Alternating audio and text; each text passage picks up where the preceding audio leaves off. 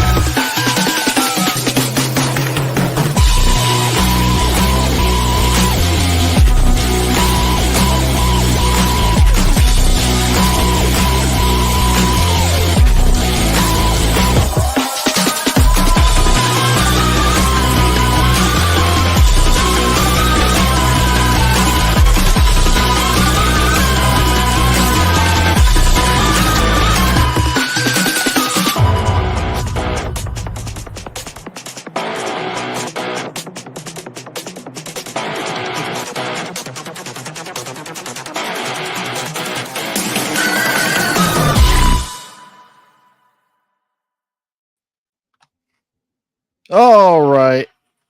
We're live. It was a little touch and go. Didn't know if we were actually even going to have the show tonight, but we pulled through at the end. It's episode 32 of the Weekly Rogues Gallery. I'm your host, Iron Oxide. I'm here with whoever was available tonight. We had a lot of folks in the normal cast. Couldn't make it tonight. Professor's son is having a little bit of some health issues, so he's tending to that. We hope everything's going to be okay for him. We're all praying for him. Nothing too serious. He, in fact, could still drop by, but depending on how late and everything goes there, he'll probably tell us a little more about it if he wants to. Nemesis is still suffering the effects of the hurricane and is without internet. So unless he pops in on his phone, we're not going to be seeing him tonight. And Selena is actually tending to our dog. This is why I didn't think I was going to make it. He's going out of his fucking mind because our female dog's in heat. So he's just walking around the house, pacing, crying, barking. He did that all fucking night. So I didn't get any sleep. Had to get up at 5 o'clock in the morning for work, but I pulled through. So we're here. And we got a special guest tonight, so we're going to go ahead and start down at the bottom with introductions. MoZamboni, I've been looking forward to having my Legion of Memers Pledge brother on here. So how's it going, man? Going well. Thank you for that AI intro. I really appreciate that. I get all the respect on every intro I ever do. So glad to see you're doing no different. Yeah, no, doing well. The GCA is killing it right now. We're over. That's awesome. Yeah. 600 subscribers. The streams are going well. The videos are going well. It's been man. fun. And most of all, I'm finally on the other end of moving into a new house instead of streaming out of a 100-degree garage in South Carolina. That was a garage you were in before? Oh, yeah. Yeah, with the green screen. Oh, damn. Yep. Ooh. And no air okay. conditioning. And Oh. no tenant above me for a few months. So yeah, it was fun. Fun times. So now it's where it's climate controlled. It's all good. Nice. Yeah, I was kind of wondering why your room was looking a little empty there, but if you just moved in, that explains everything pretty much. oh, we're good. You just One you sympathizes. wait. Sorry. Didn't mean to interrupt you there. What'd you say? I just said one sympathizes. I just moved into my place last week, or a week and a half ago. So I was in the Nice. same boat for a little bit. Yeah, but it's much Awesome. nicer. Yes. Thank you for having me, sir. It's been a pleasure. And if I may, prayers to No Green Rocks. This man has been suffering far longer than anybody should with that freaking ailment. Yeah. I know he's at the ass end of it here in the next week and a half, and I hope he pulls through. Yeah, he keeps saying, "Okay, I'll be back in 1 week, guys. 1 more week." It's like, dude, just take care of yourself. Take all the time you need. Nobody's going anywhere. But yeah, I can't wait to be. We're supposed to even just do like a little private thing with him just on stream, just to kind of cheer him up, maybe watch a movie or something. So hopefully when he's filling up to that, we can do that. And I'll send you the invite for that as well. Oh, absolutely. But yeah, I miss that dude.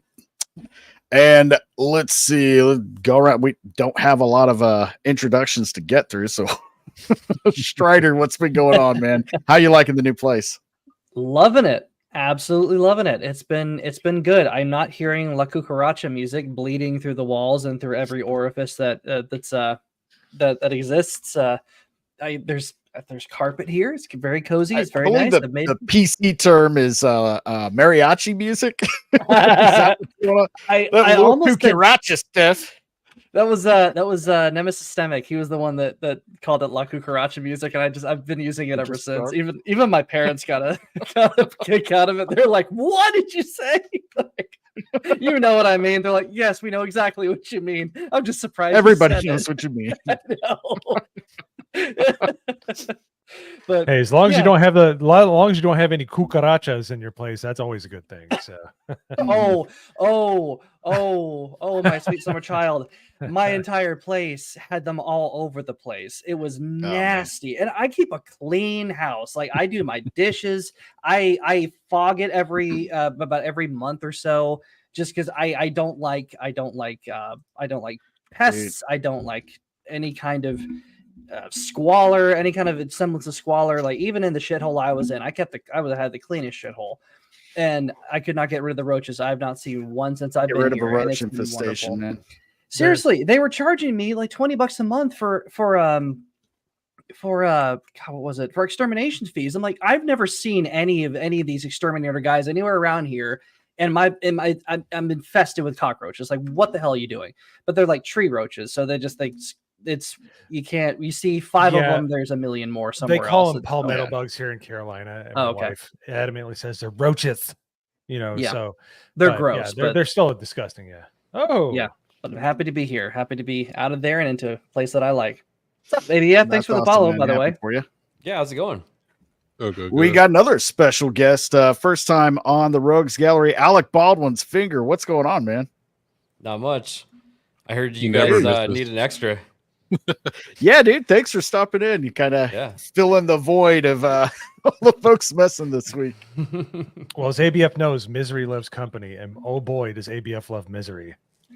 He is the host of all the watch parties on the GCA of the Acolyte, of Agatha all along, and Rings of Power, and he's God help throughout you the entire thing. Seriously. Well, I didn't see the Joker, but I warned people like a year and a half ago this was gonna be shitty.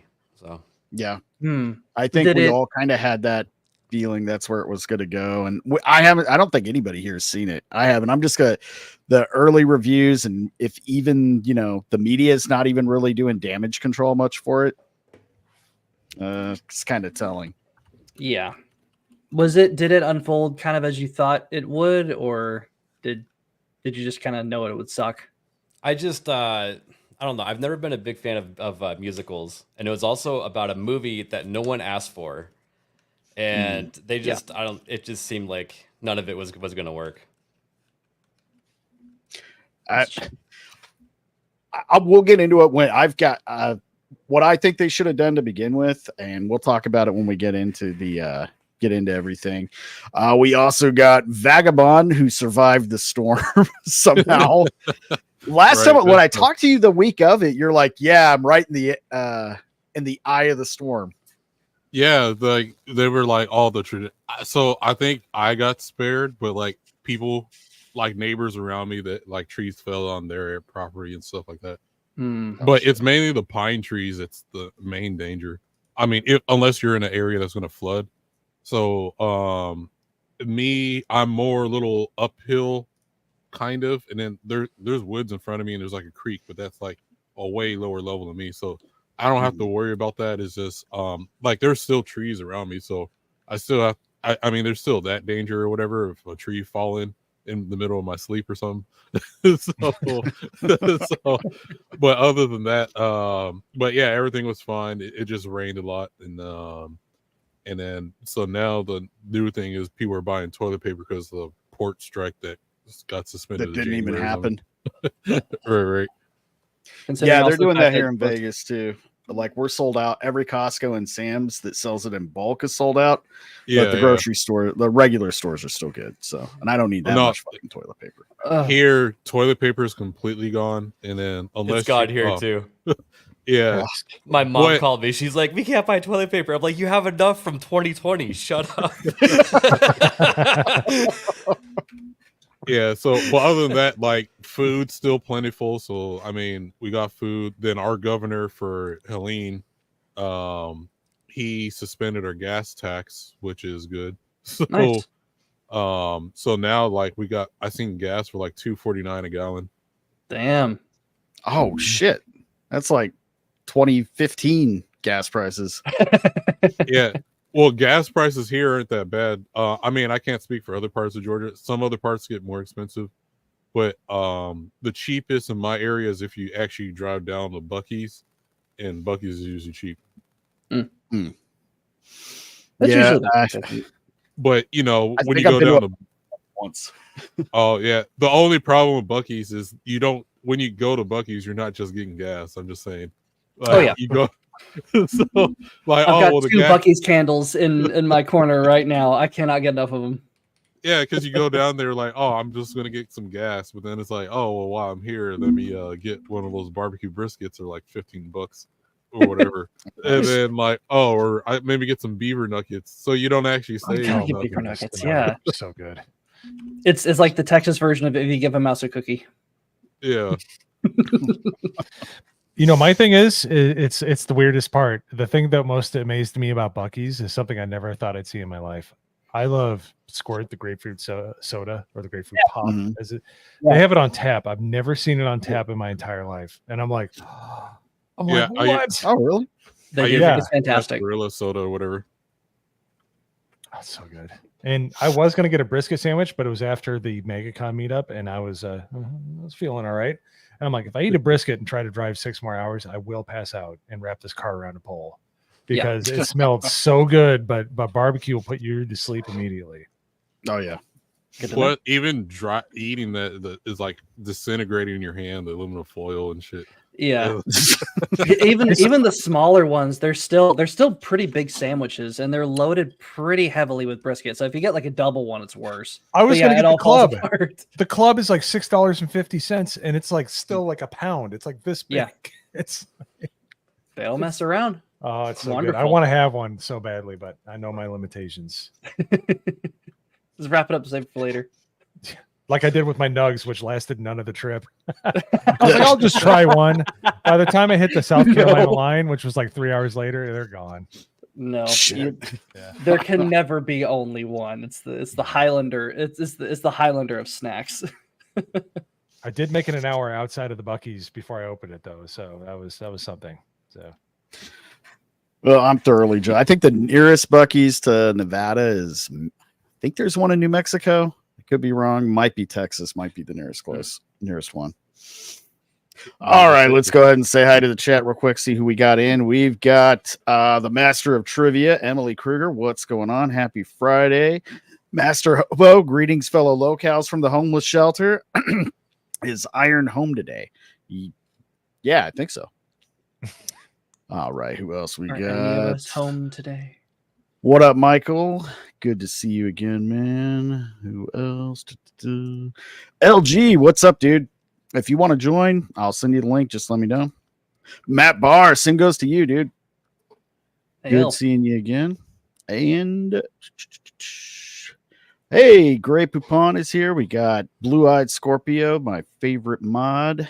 And that's it for now. Hopefully we see some more familiar faces as the night goes on. We're going to keep it kind of short tonight since, like I said, didn't even know if I was going to have a stream with everything that was going on. So keep it short and sweet so we can all get about our business. But the first thing I think we're going to talk about is the Joker, which I think we already said none of us has seen the movie, correct? No, except for you did, Alec Baldwin? No. I did notice it's on the high seas, though. Oh, nice. I'm not surprised. Now, I am still going to go see it tomorrow, so that we're actually kind of doing a double date, but across the country. Her sister and her sister's boyfriend are going to see it, so we're going to go see it too, and then talk about it afterwards. But I'm not as excited, which I was already not that excited once I heard Lady Gaga and musical. But I think this article sums it up pretty nicely. From bounding into comics, Joker. I'm just going to call it Joker 2. Joker 2 review: a cinematic dick punch to $1 billion audience. I love that title. Great headline. Could not be more of a society title. So Todd Phillips' Joker 2 is not just a bad movie, it's a movie that is actually hostile to the fan base of the original. And this isn't just coming from bounding into comics. I think Rolling Stone or Hollywood Reporter said the same thing. It's basically a fuck you to the original fans of the first movie. So where's the damn article? Did you click on it? Yeah, I think I got to click on it. That would help. Oh, yeah, there you go.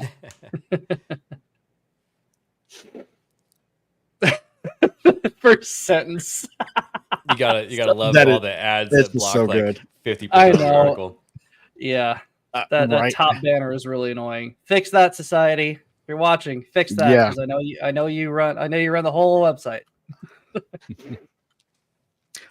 Oh, hey, what up, Battsauce? If you you're taking the night off as well, but if you feel like joining, you always got the link. So all right. So let's get into this article real quick. I sincerely hope those of you reading this review don't ever hate yourself as much as Todd Phillips and the creative minds behind Joker hate the character that they've brought to life. Arthur Fleck, Joaquin Phoenix, greets the public in Joker 2, and that's just the picture. So where's the? I was wondering about the Nixon reference. I don't know if that played into it or not, because it's kind of isn't it kind of ambiguous when exactly this takes place? No, it's definitely takes place in the 80s. I think the first movie, it gives you the date of like 1985. I want to say, okay. Yeah, which is why I think the studio should have got involved when Matt Reeves was doing Joker, the Batman, which basically looks like it takes place in the 90s. So that would have been a perfect way to bridge the two movies together and just kept Joaquin Phoenix's paycheck high enough to entice him to continue the character into that series, because the big reveal in the Batman pretty much ruined the whole movie for me when I saw that fucking ugly thing playing Joker at the end. Yeah, I don't know why they need to make Joker uglier and uglier and uglier ever since. It's the Dark Knight effect. They thought, oh, Heath Ledger, he had his little Glasgow smile there. We need to do that for every single Joker after that, because I think I even saw a composite of some of the makeup job, and he looked like a burn victim. It was disgusting. Yeah, yeah. I saw the close up of the makeup because you only see it in passing in the Batman. It was atrocious. Mhm. So hopefully, if they're still going to use that character, they'll just recast and kind of memory hole that whole scene. Yeah, it's not But- technically canon, right? It was a deleted scene. So I saw the scene, Yeah. and it literally looks like the man never saw an oxy pad in his life. That's what it was like. That's what the Joker looked like. He had And it brain was so acne. puffy. Yeah. Like the cheekbones were enormous. It was, it didn't look like Joker at all. No. And Which You would know- be kind of funny to have Robert Pattinson Batman and then this Joker, then a Joaquin Phoenix Joker would have been interesting because you have a younger Batman, Yeah. you have a younger, pretty inexperienced Batman, and an older, jaded, I've been through life, so I have earned my hatred of the rest of society kind of Joker. A little bit Yeah. more grounded, a little bit more realistic. That would have been and actually you way would more. you would have fun. believed that by this point Arthur Fleck would have fully embraced the Joker persona, maybe gained some knowledge, gone a little crazier, and become a much more, a bigger threat than he was, other than to talk show hosts in the first movie. Hey, Murray. Well, do you guys remember the environment that Joker, the first Joker released in? People were, Oh, yeah. they were concerned about the movie theaters Incel being violence, unsafe. yeah. Yeah. The movie referred to giant rats in cities, which was a big no-no because of Cheeto Man at the time. And then what was the other thing? The fact that the mental institutions were being shut down, which people on the right were describing also. And the left didn't want anybody to enjoy the movie. And I actually had a couple of lefty friends at the time, and they were like, "Oh, it was terrible." And I'm like, "Really? I thought it was pretty good." Because it was a good one-off movie, I think. Yeah. And they did not want anyone to enjoy it, and it sounds like they were trying to cater to those people, but they had already made up their mind. Yeah, I mean, before the movie came out, they were trying to say that this movie was marketed toward incels and all of this, and the white male rage thing became, was kind of what they were tagging onto this movie. And this is like weeks before it even released. And then they decided to put security at all the theaters, and it didn't matter. Nothing happened, and everybody liked it. Mhm. I mean, for the most part, anyway. All the people that mattered liked it, and I mean, got it to over $1 billion. So I mean, enough people liked it, so the audience liked it. So Warner Brothers decided, we don't want to do that again. They should have Apparently, stopped think, there. Just left it as a single Selena, movie. Selena said, I she can correct me if I'm wrong, but I think she said that's her favorite live action Batman movie. A movie that takes place in a Batman universe. Really? She really enjoyed it. And I mean, it's a good movie, whether it takes place in the Batman universe or not, I think. That was the Right. only thing I didn't like about the Joker. They're like, "Oh, Thomas Wayne, bang," and it was like 1 minute long diatribe, and it was just like, what? Like, what? Like it was just like they just threw it in there. I'm like, why? You didn't need to do that. Wasn't it? Because Okay. wasn't it pretty much written as almost a Taxi Driver type? Oh, movie? yeah. And they're like, oh wait, King's this of comedy. we can Yeah. we can Yep. make Comedy, this yeah. we can make this a Joker movie, and that's pretty much what they did.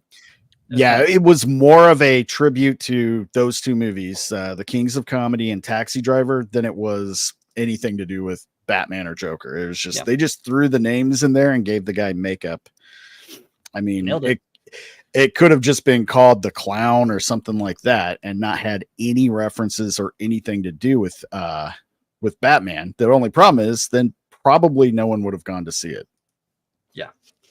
They used, Sad but true. they sold it on the brand recognition. Yeah. I hate that we have to have these movies ride the coattails of IPs, Mhm. Yeah, that's something Mahler actually wondered about. I guess the Twisters film that when they were talking about Twisters, he said, I'm wondering how many scripts out there are just individual treatments, just they stand on their own. But then the studio's like, now we need to tie this to some existing franchise in order to sell it. Hey, you got a movie about tornadoes? Okay. Twisters. Yeah, that's a franchise. We'll make it a franchise and make it a sequel. I guess that's fine. That's a great question. I'm wondering how many of these films that have been released lately that are supposedly tied to existing IPs. I'm wondering how many of them were just that was shoehorned in. That's kind of made me is kind of freaking me out. Well, they look at the MCU and Fast and Furious 25 and stuff like that, and they're like, oh, we can have that success too. So yeah, but with Twisters, the first Twister was like whatever. I know people like it. I thought it was shit, but at the time it was kind it of was shit at the time and it's shit now. No, it was different at the time. I thought it was fine, man. It just had it came out the same year as Terminator 2, though. So no, yeah, that's it came out in '95. Pretty sure it was. Oh, it did? Yeah, it came out in '95. But oh wow, I was way off. Yeah, the story about he threw the bottle of Jack Daniels and it never landed. It was like, all right. Like I love a Bill Paxton, but it was like an OD of Bill Paxtonisms, and it was like, I'm done. That must have been the year you were watching M. Night Shyamalan movies. No, unfortunately not. No, it was not. It was not. I still haven't seen Twisters. I've heard mixed things. Some people really enjoyed it, but I think they were hoping for a response like Top Gun Maverick, and that just wasn't. Yeah. No. Well, it had Glenn Powell in it. It actually had him being a rather masculine presence, and none of the women were girl bosses. All the men, they're competent, but they weren't in your face annoying, and they still had some actual testosterone in the film with, again, Glenn Powell being as manly as hell. And it's but chasing tornadoes in the middle of Oklahoma versus flying jets around in Fighter Town, USA. No, right. Which one is going to make $1 billion? Let's be honest. Yeah. Well, if anything, it showed us that Glenn Powell is just a good actor. Like not the greatest or anything, but like if you're gonna throw him in like an action flick, like he's a pretty good choice. And he's a great ambassador for women. No, he's a great ambassador too. Like they asked him like about like kissing in the movie. Like he just knows how to ride that line and be like a Hollywood star. Yeah. You know, like he's like Jenna Ortega. Like he's just like I have inclinations of what you believe. But as far as like you just kind of keeping me in the escapism of the movie you're in, you do a fantastic job at doing it. And that's one thing Glenn Powell does in spades. Speaking of which, I forgot, but just recently they announced that Running Man is going to get remade with Glenn Powell. Yeah, I heard about that. I actually think that might be cool. Hey, I'm fine with that. Yeah. And you know, they could, if they make it closer to the book, which I really over the last few years, I hate saying this, but I still love most of Stephen King's work. I still think the Dark Tower series is the best book series I've ever read. And the actual short story of The Running Man is a lot different than, I love the Arnold Schwarzenegger movie, but there's a lot they left out. It's a lot more grim and dire than what we got with the campy TV show and all of the Schwarzenegger one-liners, which are great. So, if they could make it a little. I thought Richard Dawson was an actor. I didn't realize he did The Family Feud. Like, really? Yeah. No, I know. I only knew after the fact because there was one guy who decided to, jump off a stool and his feet never hit the ground. That guy, the one that everybody grew up with in the 80s and 90s. But Richard Dawson was so good in that movie. He was such a good villain. Queen. Yeah, but no, I love all. I don't know if I could watch Running Man without an Austrian accent. Sub-Zero now playing Zero. Do you want to watch it with Screw Your Freedoms person? Screw Your Freedoms. Yeah, I think Arnold's been a little bit ruined for everyone. So I actually am welcoming Glenn Powell into it. I really am too. And if they get a good if they kind of focus a little more on the grittiness of the story, make it a little less campy, give it its own identity instead of being a remake of that movie from the the early 80s, then it could be real good. They could also be straight shit depending on who's behind the camera and the who's writing it. So that's gonna make all the difference. Sorry for steering the conversation away. Oh, no. Joker. Imagine Glenn Powell with his accent. This is peak Rogues Gallery. This is how every week goes. What? No. Can you imagine we stay Glenn on topic all the time? Yeah. Can you imagine Glenn Powell being like, he's like, he's like 0 now, planes 0. Like doing that Texan accent. I don't think it'll quite work, but I don't know. He's pretty charismatic. Oh, I he's think super charismatic. He might be Yeah. able to pull it off. Yeah. He'll definitely have a lot of women coming to watch that movie because the meme around honestly the meme around the internet was, I watched Twisters for the plot, and it's him with the hat, the white t-shirt in the rain. I'm like, yeah, we know. We know women. It's okay to admit. Man, he would be good in the DC, in the new revamp of the DC universe. Several characters he could play: Green Arrow, an Green actual Arrow comic accurate Aquaman, the Flash. I'd be okay with him as Harvey Dent, but that's just probably because I have Aaron Eckhart in my brain. Yeah, they do look a lot alike. So, all right, let me find my article here. All right, so get through this real quick. Joaquin Phoenix played the character of Arthur Fleck, a poor stand-up comedian whose life was so miserable that the only two things that could put a smile on his face were his mother and his love for late-night comedy. That was until one bad night pushed him in the direction of infamy and changed the future of Gotham. Phoenix was so great at bringing the iconic comic book character to life that it put his performance not only won him an Academy Award, but also drew comparisons to Heath Ledger's similarly Academy Award-winning portrayal of the villain in The Dark Knight. I forgot that he won Best Actor for that. Yeah. He was excellent. What's the word? For Heath Ledger, or are you talking about Joaquin Phoenix? I knew Heath Ledger, but Joaquin Phoenix, I forgot he won Best Oh, Actor. yeah, and he made a really cringe speech, though. It was terrible. Did he? I don't remember. Yeah, it was awful. I think he went all into like climate change or some shit. He's talking about come on. Yeah.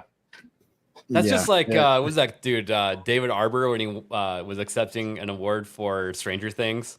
Oh, fuck that commie. Oh, dude. Punch in the face, people, Oh, yeah. Winona Ryder's face stole the whole thing. She's like, "What the fuck did you just say?" Somebody you could out of that. I swear to God, I could read her mind at that point because of my past as well. She's like, "I am way too fucking high for this shit, man." You kidding me? This is coming from somebody who eyes bugging out, coked out her mind. Oh yeah, this is somebody who's been kicked out of every JCPenney, Kmart, and Sears in the country. She's shoplifting her ass off for their while. There, so. I remember when that. Well, in the my immortal mom words was of Rick devastated. James, cocaine's a hell of a drug. Yeah.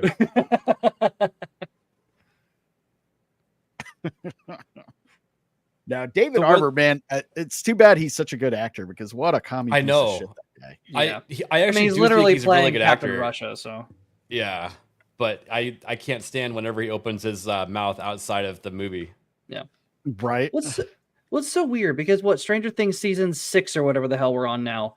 The first few seasons, he is like the quintessential 80s dickhead, but like manly dickhead that you can't help but like. What the hell are they going to do with that now? Because entire societal attitudes towards manhood and masculinity have completely changed. So what is he going to be this next time? Because he can't be the gritty chain smoking. Yeah, because he can't be like the hard ass chain smoking guy anymore. He can't. He can't be. Well, his character will shift to a male feminist, and everyone's gonna love it. That's what I'm really afraid of. Yeah. Well, pot smoking because this time. But it'll be the Duffer Brothers really, they seem to keep true to the way their vision of the story. It's a homage to everything they loved about the 80s. So I don't think they're going to go to current day. They haven't in any of the other seasons, maybe a little bit in season 2 with some of the girl power scenes when they were at the mall and shit, but that was more just kind of teenage stuff. Yeah. So I don't know. I got faith in that. They've put out, I haven't really disliked anything that they've made. Wayward Pines was a great series. Oh, I forgot about that. I don't know if I watched that. I think that was on my list at one point. I totally forgot about it. Very short-lived. I didn't know that. There was some good TV back when that was on. There was the Guillermo Totoro's The Strain. The Strain. I remember that one. That is fire. That is Yeah. so good, man. What year was that? Oh boy, I'm looking. I'm adding a lot of this Yeah, stuff. look it to my, up. that was 2014. Might have wow. been 2014. Okay. 2014, I mean, 2017. Damn. 2 years later, something happened that broke everyone's brains. Yeah, exactly. Like it was already starting to happen with a lot of stuff. We were seeing the infiltration start to take effect, but there was still really good stuff sneaking in. The problem was it was also short-lived. Wayward Pines didn't last long. The Strain, at least it got an ending and it was solid. That thing was good start to finish. Maybe a little rushed at the end, but damn, I could go and rewatch that right now. I keep saying that peak television was Breaking Bad, and everything surrounding that was really good. Agreed. Oh yeah. There's not been a single Breaking Bad thing that hasn't been excellent. Mm-hmm. It's weird. Like we got the Penguin happening right now. We're only 2 episodes in. And everyone's like, "It's so good." Yeah. I'm loving the shit out of it. I've got nothing bad to say so far. Mm-hmm. Same. It's got me on that edge, man. It's like, are they gonna fuck it up? I know. I saw the quirky, sidekick, and I started, what? But I like him. Everything's fine so far. I'm like, just like, please don't fuck up, kid. He'll fucking kill you.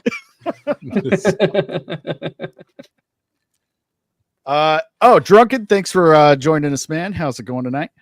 Not too bad. Trying to stuff my dinner down my throat real quick. Oh, okay. But doing You're just well. continuing stuffing things down your throat, man. We won't interrupt you. Hey, you want to know what? As long as it's food, other things are not allowed to be stuffed down my throat. But hey, it was better than what I was doing in the intro. Gosh darn it! So.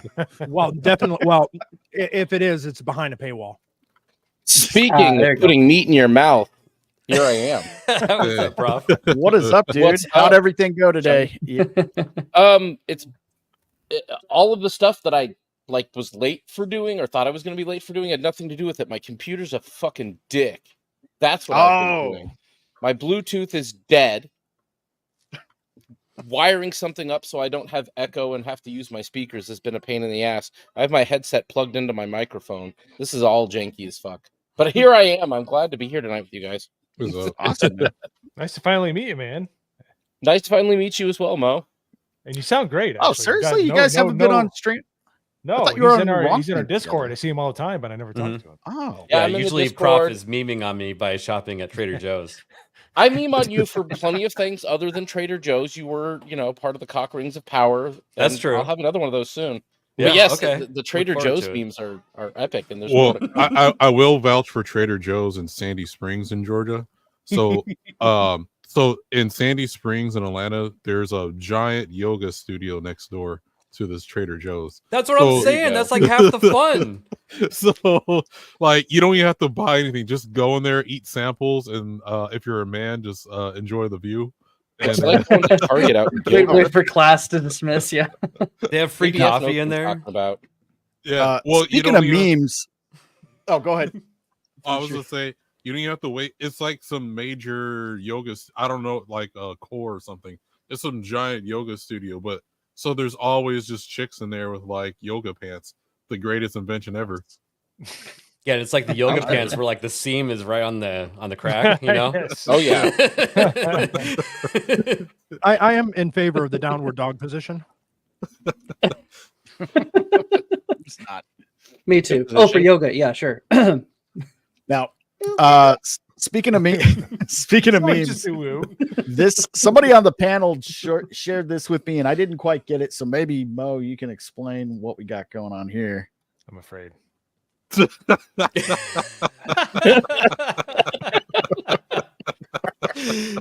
wasn't I'm always getting taken out of context. I tell you, that's not taken out of context at all. Actually, it is absolutely taken out of context. What is the context? So what's the backstory here? Okay, so I'm 6'1". All my in-laws and stuff, they're all 5'11". If you're above 6 feet tall, you understand you're around people. They think that they're 6 feet tall, and they talk to you, and you're looking down at them, and no, you're not 6 feet tall. And then they're like, you must be 6'5".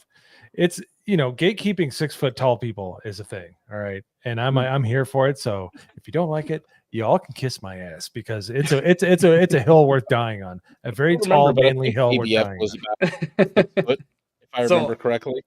But I may or may not have been in this. This may or may not be a meme. It might just be me cut out of a picture with a different background. Well, actually, I cut you out of a video that we were in that Mustang. so, I mean, not Vegas, was Dallas, Texas, or Dallas, whatever. Yeah. But yeah, you got to tell them about your basketball too. You got, we got to explain everything. My basketball, I do have some. Yes, I'm from Indiana. It's kind of standard issue, but when I first talked to Mo, I told him I was 6 feet tall, and he was like, "Yeah, but are you 6 feet tall, or are you like real 6 feet tall?" And I'm like, "Well, when I go to the doctor and take my shoes off and they measure me, it says 6 feet." And he's like, "Yeah, but you're not really 6 feet tall." And I'm just like, "What the fuck is going on?" I did not say that. I said that there are people that do that, where they're just basically like, "I'm 5'10". They try to literally inch in on you to say they're 6 feet tall. It's like, no, it's okay if you're not 6 feet tall. It's just, yeah. Anyways, it's a whole. It's a deep rabbit hole. It's a very deep, a 6 foot deep rabbit hole. But next so I've already got another meme in mind. The bouncer in front of the door. I've just put the 6 feet tall club. You have to get past. Yeah, I'm okay with that. Are you really 6 feet tall? Next meetup, I'm gonna put iron on top of my shoulders, and we're gonna be 6'5" and we're gonna have a suit costume. We're just gonna go around and wrapped in a trench. We'll be like two ducks in a man. Who run MegaCon? Professor Savage did. Yeah. Like the little rascals. Thank you, my good man. Exactly. The trench coat, the oversized fedora, the big old beard. This is a great Vegas costume. It's how we're going to sneak into the casinos. I gotta say though, I wish I was in as good a shape from the neck down here. I need to work out.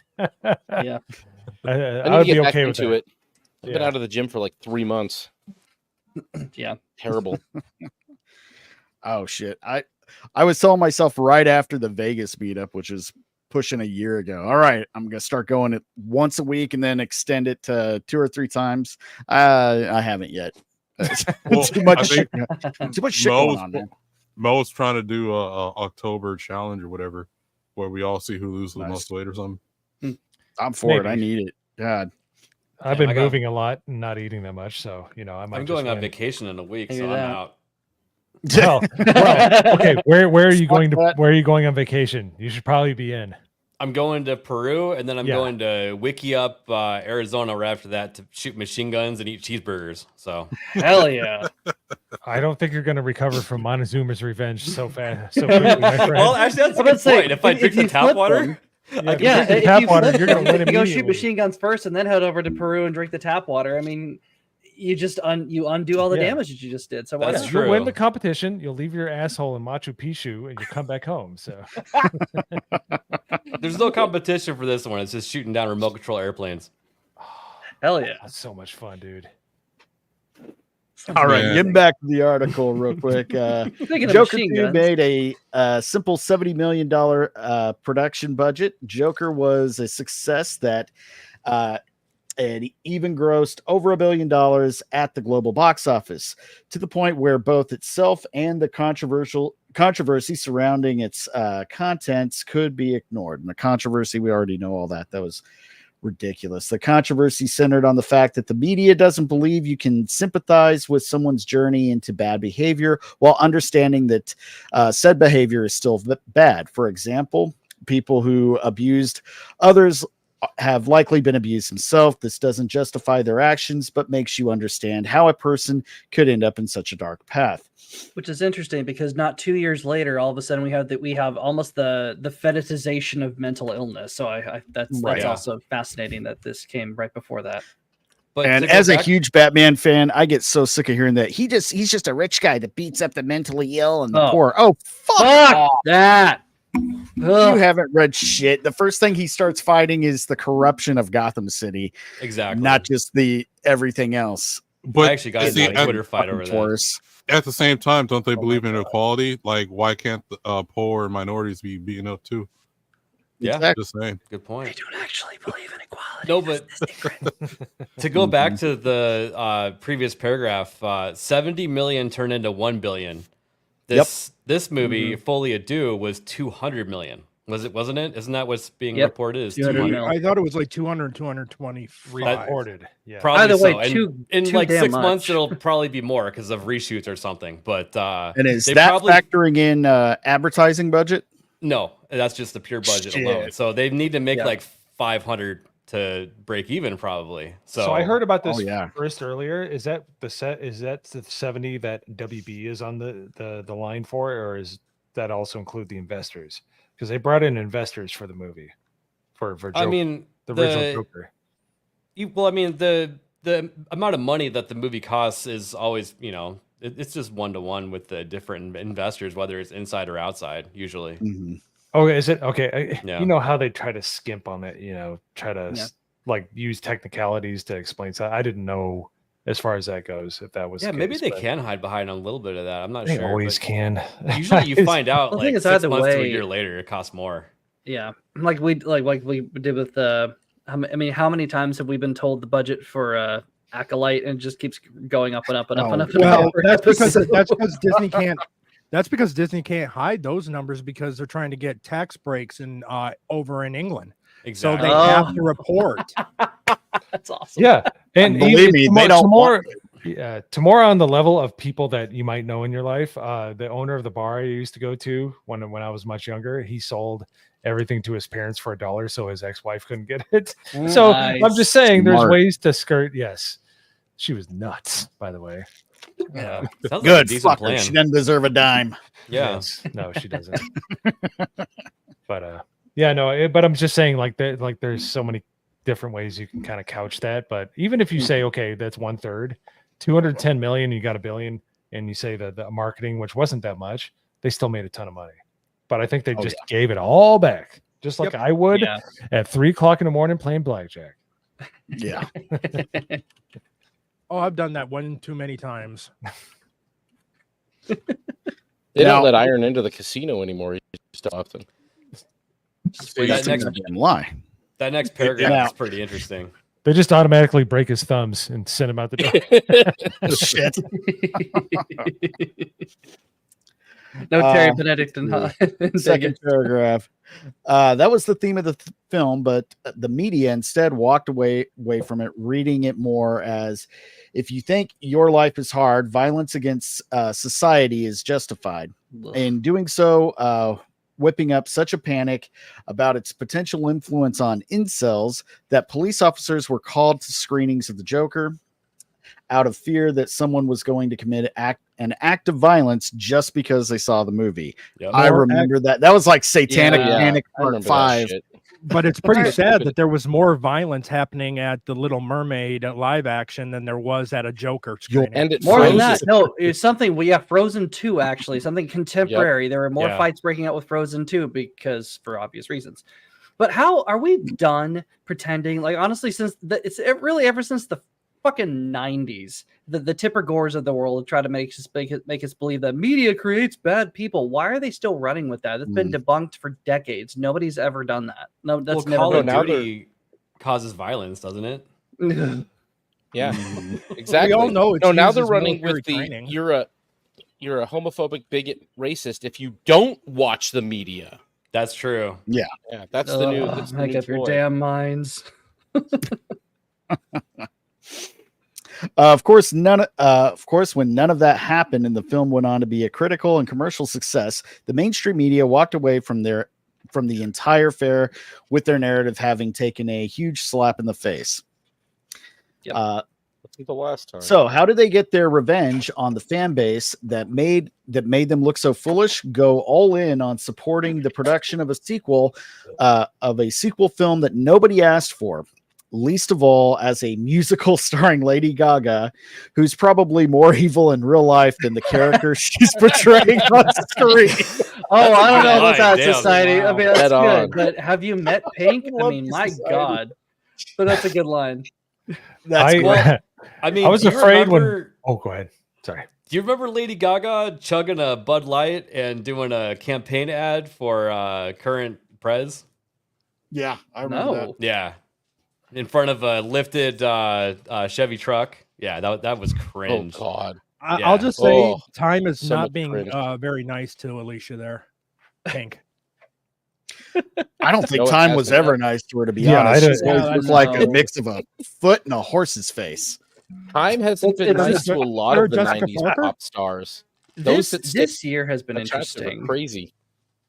Yeah, I think Christina Aguilera is the only one who's actually maintained a little bit of her allure, but I mean, the wall comes for all. Let's be honest, but I mean, she's the only one that's retained a little bit of her. No, you're missing out Softness. on our queen, Avril Lavigne. I'm just saying. That's true. That's Yeah. true. Yeah, she's Yeah. aging well. I've noticed the Can't- ones she that aren't can't as sing with the famous shit, but she is as- good to look at. Yes. Yeah. like Hillary Duff, who's still just a Yes. D-lister. I was just gonna Despite bring all her her up. problems. Smoke show. She's I got a Yeah, bone to she's pick still with her. really good ass. looking. She's the one that started all this PC bullshit. She had the calling Hillary people Duff? gay is not okay PSA. Ah, that's gay. oh god, Yeah, she's like, man, and she was use carrying a another gun and shit. I word. thought she was cool. Yeah. Maybe not. no, she's the one. Wait, that how long ago was that? 2008, 2007. Because I they're don't like, remember. these two girls were like, man, that looks so gay. And she's like, really? You want to use that word? Yes, you yes, can I find it do on on a YouTube. regular basis. See, I when thought did- she was she's the just one- talking about. She was the little pebble that rolled down the hill and turned into a giant snowball. Well, She what the year one that was started the TV show Glee? Oh, that was like my high school, college. 2009? Yeah, Because- 8, 9. Most Late most like 2000s. most things you can trace it back to that TV show as far as being, quote unquote woke. No, I believe it. There were Yeah. so many gay characters in there, not just just normal gay people, like cartoon gays. It was Yeah. like, I think Like what they I did to think our you're boy right. Iceman in the comics. yeah. Stop Wow, it, they Strider. made That's my- not very nice. That's I not haven't very read that. Sure. Did they You're bring in the that current back? year. Fuck. That's sad. That's so sad. Poor Iceman. Rip. Man. Mhm. Speaking Yeah. of Iceman, that one the Lady Gaga song that Hobo was mentioning, yeah, Hold My Hand from Top Gun Maverick. Suck it. It's a good song. I'm not gonna lie, some of her songs are good. And I like Yeah, that I like movie, Alejandro. the remake of Star is Born. Yeah. Now mainly because Bradley Cooper fucking killed the Carried shit out of that role. Yeah. Some people can just play a convincing drunk. Dude, Lady Gaga Axe. when I mean, you're following she up was- Chris Christopherson. That's not difficult. R.I.P. When- by the way. Rest in peace, fucking Yeah. Whistler. Oh man, Whistler. Yep. when Lady Gaga was doing pop music and it was like airing on the actual radio when people used to listen to, just on the air radio, like you were begging for, Poker Face to come on and stuff like that. Like those were some seriously good songs for the time. I love As far Alejandro. I as far as still do. pop, but- as far as but- popular music. You Does guys anybody- just proved Hobo right. Does anybody remember? Does anybody try to prove him wrong? Not I'm me. going I- way- I I'm don't No, going know. way you wanna know back. what? Some of her early stuff is not bad. No, Dude, try she's a getting Poker fantastic Face out of your singer. head. It's impossible. Well, Yeah, now I I'm just not gonna lost lie the that game. I she can't. sounds- I I've know never thought she was attractive though. It's been 12, No. 13 years since this happened, but Patrice O'Neill left this earth. If anybody knows who Patrice O'Neill is, he's one of the Oh. best comics that's ever lived, period. Ever lived, yep. One of his best bits is when he's talking about, like, you cannot sing and go, "Rah, ma, ma, ma. I am against immigration. Rah, ma, like, you can't sing this stupid shit and have these opinions. Like, you just can't do it. It's one of the best bits ever, and that's all I That's can think of when I see hilarious. Lady Gaga. Yeah, that's because that's what she is. She's an empty-headed idiot. Her mom was an empty-headed idiot. She was a cheerleader for Oh no. admittedly my football team, the West Virginia Mountaineers, but just a complete philistine, as the Brits say. Yeah. So- Generational idiocy. It's one Oh, of the she's a worst, massive diseases idiot. in America. and I don't think she's that good looking. If anything, I would No. I would say she should be the penguin because she got a beak on herself. Yeah, she could be Really. the female penguin, like in the cartoon. Hey, Vagabond, is that's a not using for Oswaldo. you. Yeah, she Oh, is Oswaldo shit. Cobblepot. Yeah. I would Oh, be okay nice. with that because she's not. I mean, she's not a terrible actress, but she needs to be a straight up. She needs to be like a straight up evil villain, not this Harley Quinn bullshit. She needs to be like a Maleficent type of No. person. the perfect casting for Harley Quinn passed away before she ever had the opportunity to play the role, and that's fucking Brittany Murphy. Yes. Oh my goodness. Brittany Murphy would I was have gonna say. killed that fucking role and been as irreplaceable as like Heath Ledger, basically, because that's some big shoes to fill. Now, Joaquin Phoenix did a good job. I still love the first movie. We'll see how my opinion changes by tomorrow night after I see it, but the movie's gonna bend you over and take you forcefully. That's what's gonna happen. It happens to me every Tuesday night. Every single person I've seen see it, they're just like very angry after seeing it. Yeah. I'm not going to ruin the Joker for myself. I'm just going to skip it. With everybody, I mean, this isn't. I love the way this one's written better than the. I think the Hollywood Reporter that said it's a fuck you to fans. This one, it's a dick punch. Now, all the warning signs were there that something bad was going to happen with the sequel to the 2019 smash hit, and I regret to inform you that your fears about this sequel are nowhere near as bad as the actual production that is Joker 2. Taking place immediately in the aftermath of the events of the first movie, Joker 2 opens with Arthur Fleck on trial for multiple murders that he committed during his rampage. The state is trying to decide whether Arthur Fleck believes he has become the alter ego called the Joker, or if he committed these murders while under the influence of his criminal psyche. As Arthur prepares for his trial, he meets a young woman named Harleen, Lady Gaga, who is infatuated with meeting the man that she saw on TV. With the death penalty on the line, Arthur must use what little time he may or may not have left to decide what is important in life. There's no reason to sugarcoat it. The sequel is a deliberate punishment to those fans who made the first Joker a billion-dollar hit, as it takes a character that people identify with and murders him in a manner that feels more like ritual sacrifice than a piece of entertainment. I'm not kidding. It feels like the sole justification for creating Joker 2 was to deconstruct and destroy a character that got over so well with audiences out of nothing more than spite. A $200 million fuck you to the fans. Because the hyper-progressive Hollywood system hated the fact that, in their eyes, the film and its success were propping up a white male known for chaos and destruction as an inspirational hero. The sequel serves to course correct by rebuking, that's a hard word to say, yeah, there we go, viewers for making Joker a success. So a lot of people liked your movie, and it made you a lot of movies. So you're going to piss off the people that gave you that money. Good job, studio. Well, they don't like those people, and they never did. Well, they were like it all the time with all modern Hollywood. You can clearly see they hate the fans. Mm-hmm. So I mean, this is why aren't our movies making money? It's the toxic fans. Yeah, the toxic fans that you're pissing off at every turn by giving us shit that we're supposed to don't like because we have a brain in between our ears, and then you blame us for making terrible stuff. Knowingly making terrible stuff that we're gonna hate. Like, make up your damn minds. Well, they made a movie that the Chuds liked, and they were like, "Well, we got to own the Chuds back," and then they changed it completely. And I can't remember who brought it up. I think I was watching FNT earlier this afternoon, and I want to say it was Disparu who said they spend so much money, these studios, getting these IPs that have a built-in fan base, that they hate that fan base and want to replace them with a non-existent base that doesn't exist. The whole reason you bought the IP was not for the property itself, but for that built-in fan base that will shovel the money in.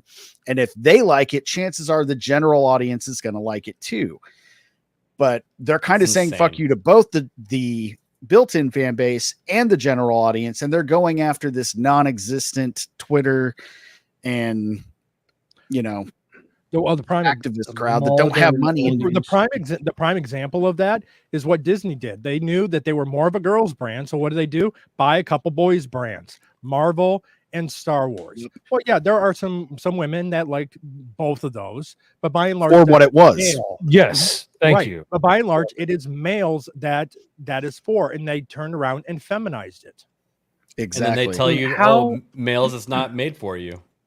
Yeah. You buy our shit and then you tell us it's not for us anymore. Yep.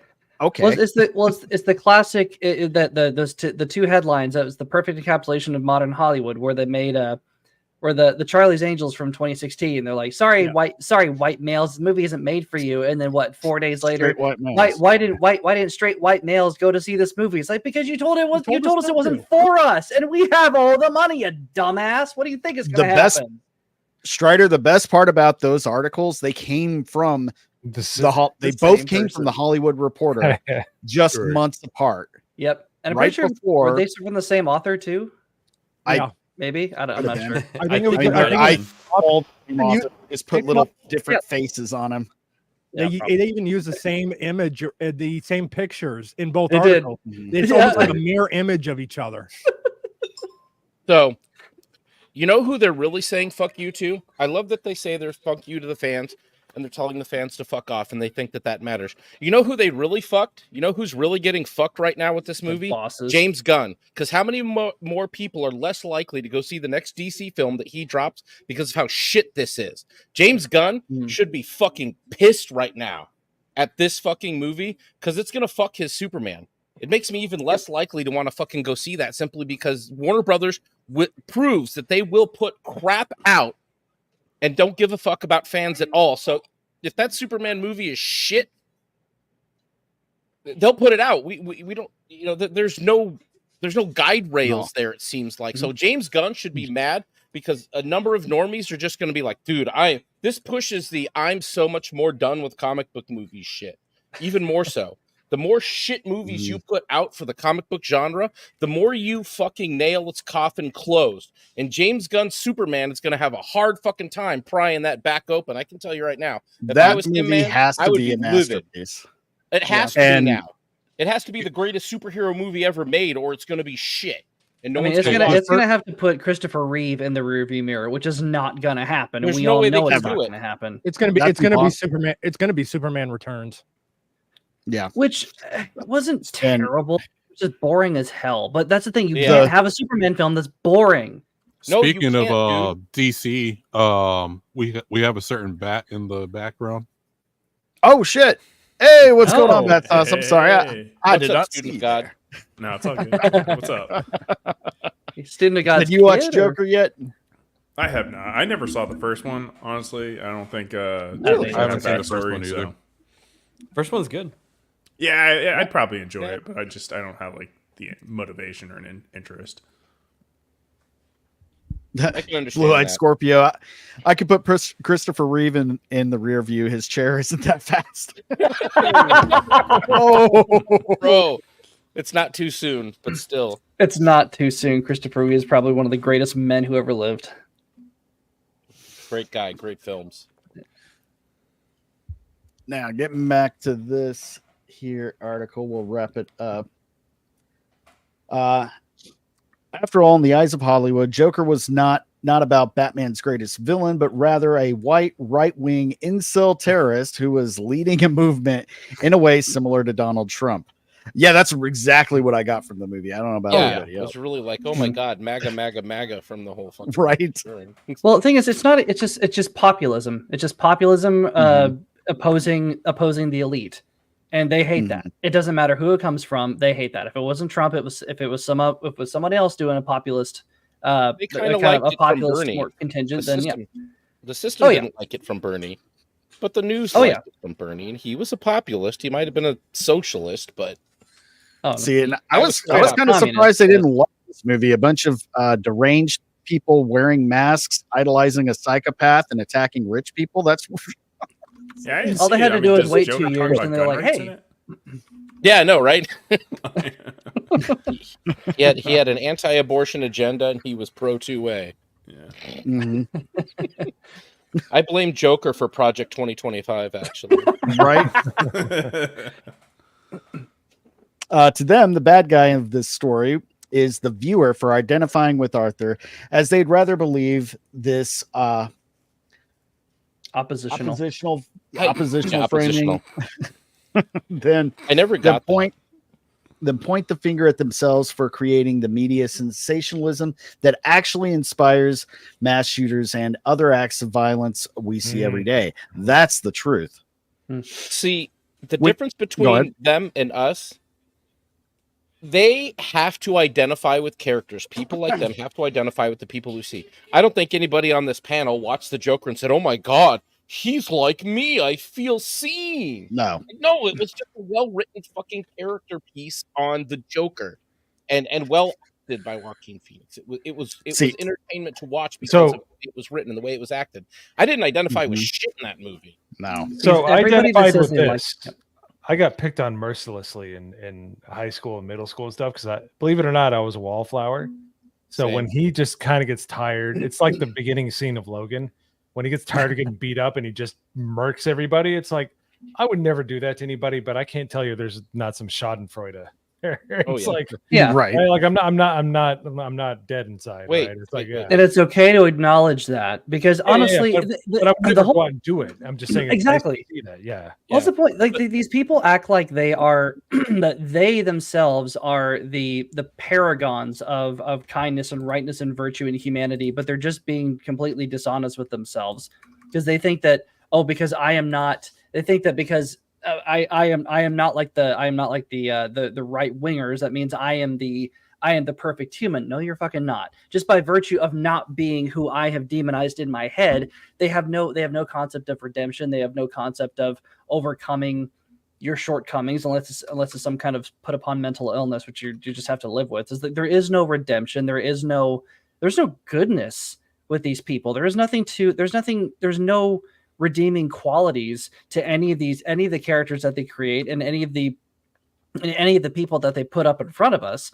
So they have to demonize us for thinking a little bit more honestly and for thinking a little bit more clearly about maybe the shadow side of humanity and deciding that, hey, I'm not going to do that. Not a single one of us has dreamed about starting a riot in the middle of downtown. Okay, speak for yourself. Never mind. You and I. Okay. But none of us have ever thought about going out and murdering people. Their argument, defense, but none of us has ever wanted to do that. They do. They spent all of 2020 doing that to the rest of the world, but they just got done 2 years ago demonizing everybody who liked the Joker, saying you just like it because it's white male rage. Like, fuck off. Make up your damn minds. It's either bad or it's not. Yeah, their argument is basically Hitler drank water, so therefore you drink water, you agree with him. I wish you Hitler also was a vegan. Was a vegetarian. So you want to know what? Screw you, all you vegetarians. Yeah, he didn't like smoking or drugs, so he was straight edge. So yep. And I hate to say it, if you've seen his art, he wasn't bad. So I can understand he was pretty good. As somebody who's a graphic designer, I don't know if I get as pissed as he did, but I would get pretty pissed. So I still find it amazing that Hollywood thought they had created a movie version that would affect the right like Catcher in the Rye does for the left. I mean, it's just it is really amazing. So hold on, I go to the bathroom, I come back, and we're praising Hitler's art. Is that what's happening here? Big hike, and I was like, no, we were simultaneously doing that. Hierarchies now, of colleges. What up, Jason? We're all discussing our struggles.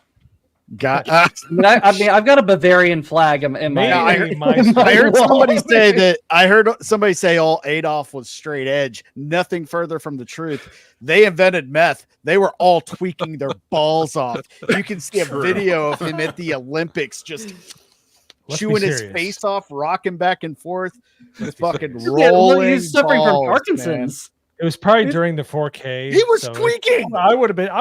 He totally. Well, that's the thing. Well, amphetamines were invented in World War One. They were called battle pills. Yeah. There's even references in some James Bond novels for that. They're staying awake. That gives them courage. They call them battle pills. So that's I'm pretty sure they're invented in Germany too. So they were. Actually, I don't know if they were invented in Germany, but I know they were in use in World War One. We have the best crank. I mean, they were effective. Yeah, they were. You would not sleep for many days. You guys remember that movie Crank? Yeah. Oh yeah. Oh yeah. That movie was awesome. Actually, that was a good one. That was really Pure Kino. Oh man. Wasn't that was Jason Statham, wasn't it? Oh yeah, that was like. Yeah. Does it look like a cunt? Red across my forehead, and it was That was the one where he That just was, had to bang Amy Smart every 15 minutes, right? Lucky bastard. Yeah, he has to not drop his that's a adrenaline great too premise for low. a film. I wouldn't even know when I got poisoned if that was the case. Emily, I agree with you. In fact, I love Ben Affleck's Daredevil movie. Fuck you Agreed. guys. I think it's a great movie. I like it. I Michael like Clark it. Duncan was my favorite version of Kingpin we've Dude, seen. Michael in live Clark action. Duncan was probably one of the better Marvel villains that have been out there, but I cannot. Dude, I can't. he get was just away like from- a negative version of the comic book Kingpin. Yeah, it was. Was the playground your because favorite he's scene? so fucking big. No, that was not my favorite scene. That scene my ruined favorite the whole movie. Movie's the fight scene between him and Kingpin at the end. Yeah, that was good. That was probably the The better part of the rooftop movie right with there. Elektra, Bullseye. I thought Colin Farrell did a great job as Bullseye. Colin Farrell does good in nearly everything he's in. He's in a lot of shit movies, but he is never bad in them. He's still the best part, even if he's it's an a bad movie. underrated actor in everything he's in. I just That's what I was just like saying. him I in was Conspiracy. saying that his agent is terrible. Yes. Yeah. at Isaac, least- you were not wrong. He at Thomas least Jane goes was a great to Punisher. yeah, at least he goes to the character. Even if he reads it and he knows it's a shit movie, at least he gives it his all in his performance. Yeah. He does not turn in a bad performance, but even if he needs to fire his agent. Well, I don't know. Maybe he needs to keep the one whoever got him Penguin. That's for sure. Well, maybe he did fire him, and that's how he got a good Exactly. gig finally. He wasn't bad. He might just be one of those guys who picks the material himself. Like, this looks like good. I couldn't do Maybe. Irish for a Oh, second. this I was looks trying pretty to- good. This looks like a to pay for 1 million potatoes. There you go. You'll be able to get so many pieces of gold for this. I'm finally getting gold out of Can I Hawk. bring my shillelagh to the set? Hot. Oh, yeah, fuck What it. was- This what was that this movie script where looks pretty his- good, man. I his think it's line gonna be a was, good fucking movie, yeah. What was the movie where his line was? Of course you can't fucking see. I shot you in the face with a fucking blank. Oh, Fucking fucking in Bruges. Is that in Bruges? No. Yep. in Yeah, Bruges, you're right. It is. Great movie. Dude, that scene was so Good funny. movie. Oh my god. This is like, he's been in a ton of really good stuff, but he's been in a few he's been in a lot of shit, but he's also had been in some really good movies. He can never go away, and he doesn't age either, which is weird. I didn't mean for this to be a Colin Farrell It's fest. the Irish liver, my good man. From I'm somebody who's telling you Irish, right now, I like can vouch for literally, that it because can an Irish process liver myself. anything. You're like, I'm gonna drink concur. rubbing alcohol every day, and you lose like 10 Not even pounds fucking and- with you. I tell you right now, I've never had a fucking hangover in my entire life. Hey, I can drink hey, the you whole interrupt rest me of one more the time, bottle. you fucking cunt. I'll tell you, I'll come over to your house. I'll go right over there and run out of breath. You box What your is mother that? with What was mouth. that, Professor Savage Bombadil? What are you saying? See, I get my drinking from the Irish. Which is funny. Apparently, that's not an Irish accent. That's a Welsh accent. Irish. Is what he's supposed to have. This is what Bombadil's supposed to be having. But I remember there's a Family Guy sketch where they have to distract. I think they're trying to draw out Liam Neeson, so Peter Griffin dresses up as Mrs. Potato Head because he's Irish. But actually, they attract Colin Farrell. He's you're a spicy potato. Peter, like the camera cuts away. Peter walks back in, still dressed as Mrs. Potato Head. It's like the back is all mashed potatoes now. You know the skit where Stewie walks up to Colin Farrell's like, "Oh, are you Colin Farrell?" "What? No, I'm not Colin Farrell." Oh, you're just a douchebag in a hat." Okay, that was actually Colin Farrell doing the voice of the douchebag in a hat. That's awesome. Nice. Irish people cannot be offended. If you're offended, you're not Irish. That's Absolutely the inversely Still- proportional. Again, going back to Family Guy, that one where they meet Peter's drunken Irish dad, and the plane touches down in like a pile of glass bottles on the runway. It's fantastic. Yeah. They so good. They know how to take a joke. We know how to take a joke, a shot, and a drink, and all the fucking beer you got in your fridge. I tell you what, though, if we run out of potatoes, we got to leave this damn island right now. We'll leave the The, fucking country, we'll go back to the homeland. There's no other vegetables or anything. You can't kill lambs, can't eat cooked peat moss, none of that shite. We got to leave, can't go to kill lambs. America, and let half our family die. I think it was the same episode, Strider, where they show the History Channel shows the lost, forgotten society that was Ireland, prehistoric Ireland, and it's like all sci-fi space. "Oh, I've made a new beverage. It's called whiskey." They all just take like one sip, and then they all just start fighting. Speaking of alcohol, when we're in Dallas, like Mo ordered this watermelon margarita or tequila or whatever. I you did. You did. I just pointed it out to you. You decided to take the ball and run with it like your people do. Yeah, you made our waitress very uncomfortable. And it was great. It was worth it. Wait, you had waitresses? Yeah. Yeah. Well, we did. I Texas. mean, I thought she was going to piss herself because she was so uncomfortable. She turned bright red. Talking to lady Yeah, at the bar? Vagabundo, he's like, I'm gonna do the stereotypical thing and order the watermelon drink, and she's like, what? Wait, you can't do so that. worth it. You're not allowed. He can do that. There's two things Vagabond will do. He will order whatever's on the menu with watermelon in it, and then right after that, he'll be like, "Hey, where are the white women at?" Yeah, he proceeded Perfect to tell us timing. how he ritualistically removes animals from this realm for about an hour. So, Yep. yeah, he's an interesting fellow. Glad I'm not a chicken or any kind of other poultry. That's all I got to say. Oh, the chickens and ducks, man. They didn't have a good go at it. No, Not in Ohio, at least. Right now, they but- tried. Yeah. Oh, To his defense, man, that was the state actually forced him to do that, and Yeah. the dogs and cats ate well for months because of it. Yeah, they ain't good. Don't tell me right now whether or not you got crispy duck on menu. let's put it this way: I eat ice cream out of a cup instead of a cone because of all the times I heard cone during that conversation, and how he dispatched his chickens and other. And I'm like, I'll take the cup.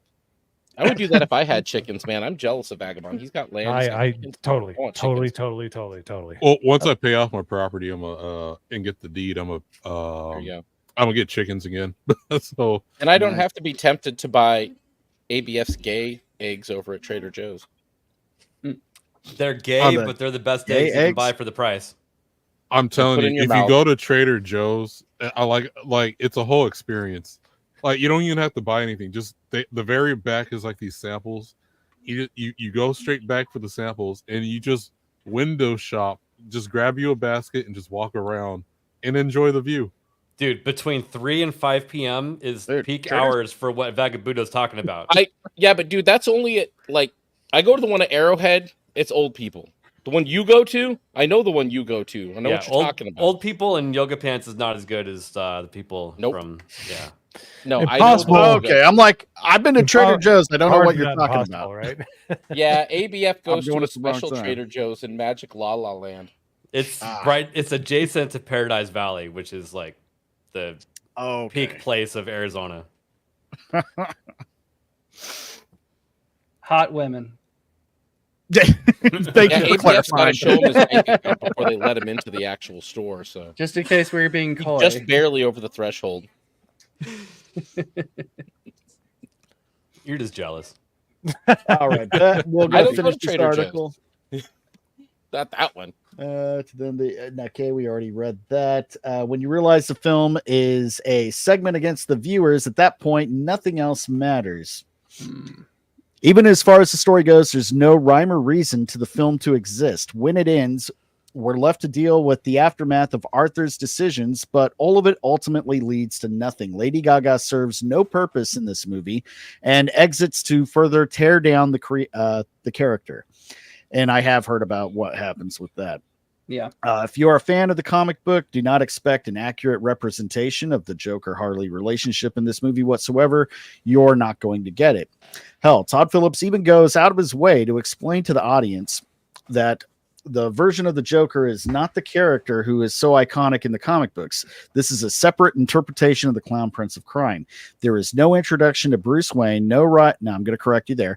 No rise to the criminal mischief of Arthur, and nothing to look forward to in the future. In other words, all the potential ways in which the film could have developed into a potential franchise down the line absolutely do not happen. Now, there was an introduction to Bruce Wayne. He was played like, I think, as an 8-year-old kid in the first movie that did that pretty well, I thought, which again is why I thought it would have been a perfect segue into Matt Reeves' The Batman if it was taking place in the 90s, which early trailers, that's what it looked like. They had flip phones, the cars were old, And they could have Nirvana, easily done that. everything else. Mhm. And that I think to do. that would have been the right way to go. They both had a similar enough feel to it, and Joaquin he'll do it for the paycheck, or just Didn't, recast his ass. Isn't Bruce Wayne's father in this one? In the first one, yeah, he's played by a really good The first actor. one? Name Okay. escapes me. He's definitely not in the Yeah, second one if you saw the first one. Well, and the He's, district attorney, and then of course the district attorney is Harvey Dent. Yeah, I do know they have Harvey Dent in this one. I don't Yeah. know if they do any lead up to Two-Face. I don't think so. Instead, Joker 2 systematically rapes and kills the character in front of the audience as a means to tell them he's dead now. He's no longer your hero. You lose. That reminds me of that South Park episode. Oh, geez. George Oh, Lucas. yeah, where they're Yeah. George Lucas, yeah.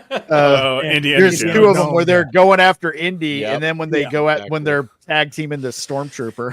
Dude, that was So because of I- Crystal Skull, which was way less offensive than the new one. No, it's still shit. Right? I hated Crystal that. It Skull was is shit, not yes. bad now. Crystal I watched Skull it was recently. bad, It was but- not terrible. I Here- kinda here's just how think bad- it was here's how just bad it was. bad. Comparatively. Here's how bad it was, Yeah. and I shit you not. It was 2008. There was a bunch of kids sitting behind me. They're probably in their 30s now, but they were like talking the entire time, and I look at It them was like, me. "Shh, I'm trying to enjoy the movie." After the movie ended, I felt bad that I yelled at them for interrupting me because it was such shit. Right. That's how annoyed I was with the end of the movie. I felt bad for giving them shit because they're like, "This guy interrupted us during this shit movie." Like it's like, Yeah. yeah. Watch them lean Well, over to you later. How Here's do the you thing feel about now? Crystal Skull. It was just a bad movie. It was Yeah. not insulting. It didn't come off Yep. mean spirited. Really? It didn't come off like it hated the audience. It just was lazy, boring, Yeah. and not good. Yeah.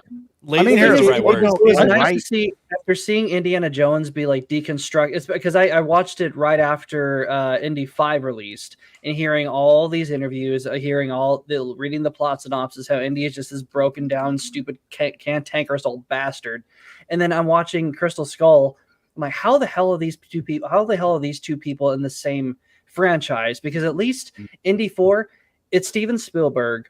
He still likes Indiana Jones. Harrison Ford still likes being Indiana Jones. Indiana Jones is still the hero. He's a little older, but he's not decrepit. There's nothing. They don't deconstruct him and turn him into Jake Skywalker like they did in Indy 5. That's why I liked it. It was a shit movie, but I liked seeing Indiana Jones as Indiana Jones, and people actually liking the character for once. That's I part of do the like problem. that- I do Is like not the only no- did they not make him Jake Skywalker, they made him Indiana Jones Superman, where he could jump in a fridge and get blown away by a freaking nuclear bomb. Yeah, Yeah, but I would rather that is- see I felt like that. they I would pissed in my rather face see at that that than Indiana Jones and his tidy whities wake up and say, "You damn kids!" I would take Indiana Fridge any day over whatever the hell James Mangold did with them. I don't know if that was Yeah, an that- example- Well, I don't know. that was your example of them saying "fuck you" to the fans. We hate Yeah. you. Exactly. But That's that what. Yeah. the incident with the nuclear weapon and the fridge, which is a little bit of an Easter egg if What you up, really Walter? know the history of Back to the Future. That was what they were going to do to get Marty back to the future. No way, Put him really? in the fridge. Yeah, no, started the nuclear time machine was explosion. supposed to be a fridge. Yeah, they were afraid Yep. Oh, wow. kids were going to get in the fridge. Yeah. I Yeah. didn't know that. That's I had never awesome. heard that. That's crazy. Yep. No, absolutely. That's like old lore. That's pre-internet lore. I remember hearing about that before. Wow. I didn't The know And, internet and was even basic, the yeah. How do we creators know it's of Back to true? the Future actually confirm it. That is true. Wow. Oh damn. Wait, so that's how you get a fridge to go 88 miles an hour? Yes. You launch it out of the back of your truck Well, when you're doing 100. Gotcha. Or you put a I bunch of I Tannerite speak in there for and everyone when I shoot it. say I'm glad they didn't go that route, because the end scene of Back to the Future 1, going through the clock tower is one of the best scenes in movie history. Oh yeah, it's so iconic. Oh, yeah. Period. Yep. And then at the end, there's a Masterclass joke. intention. Is your fridge running? And then it's gone.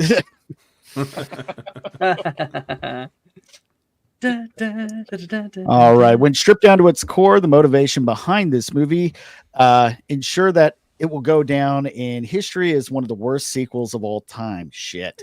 It's not just a bad movie. It's a movie that is hostile to its fan base.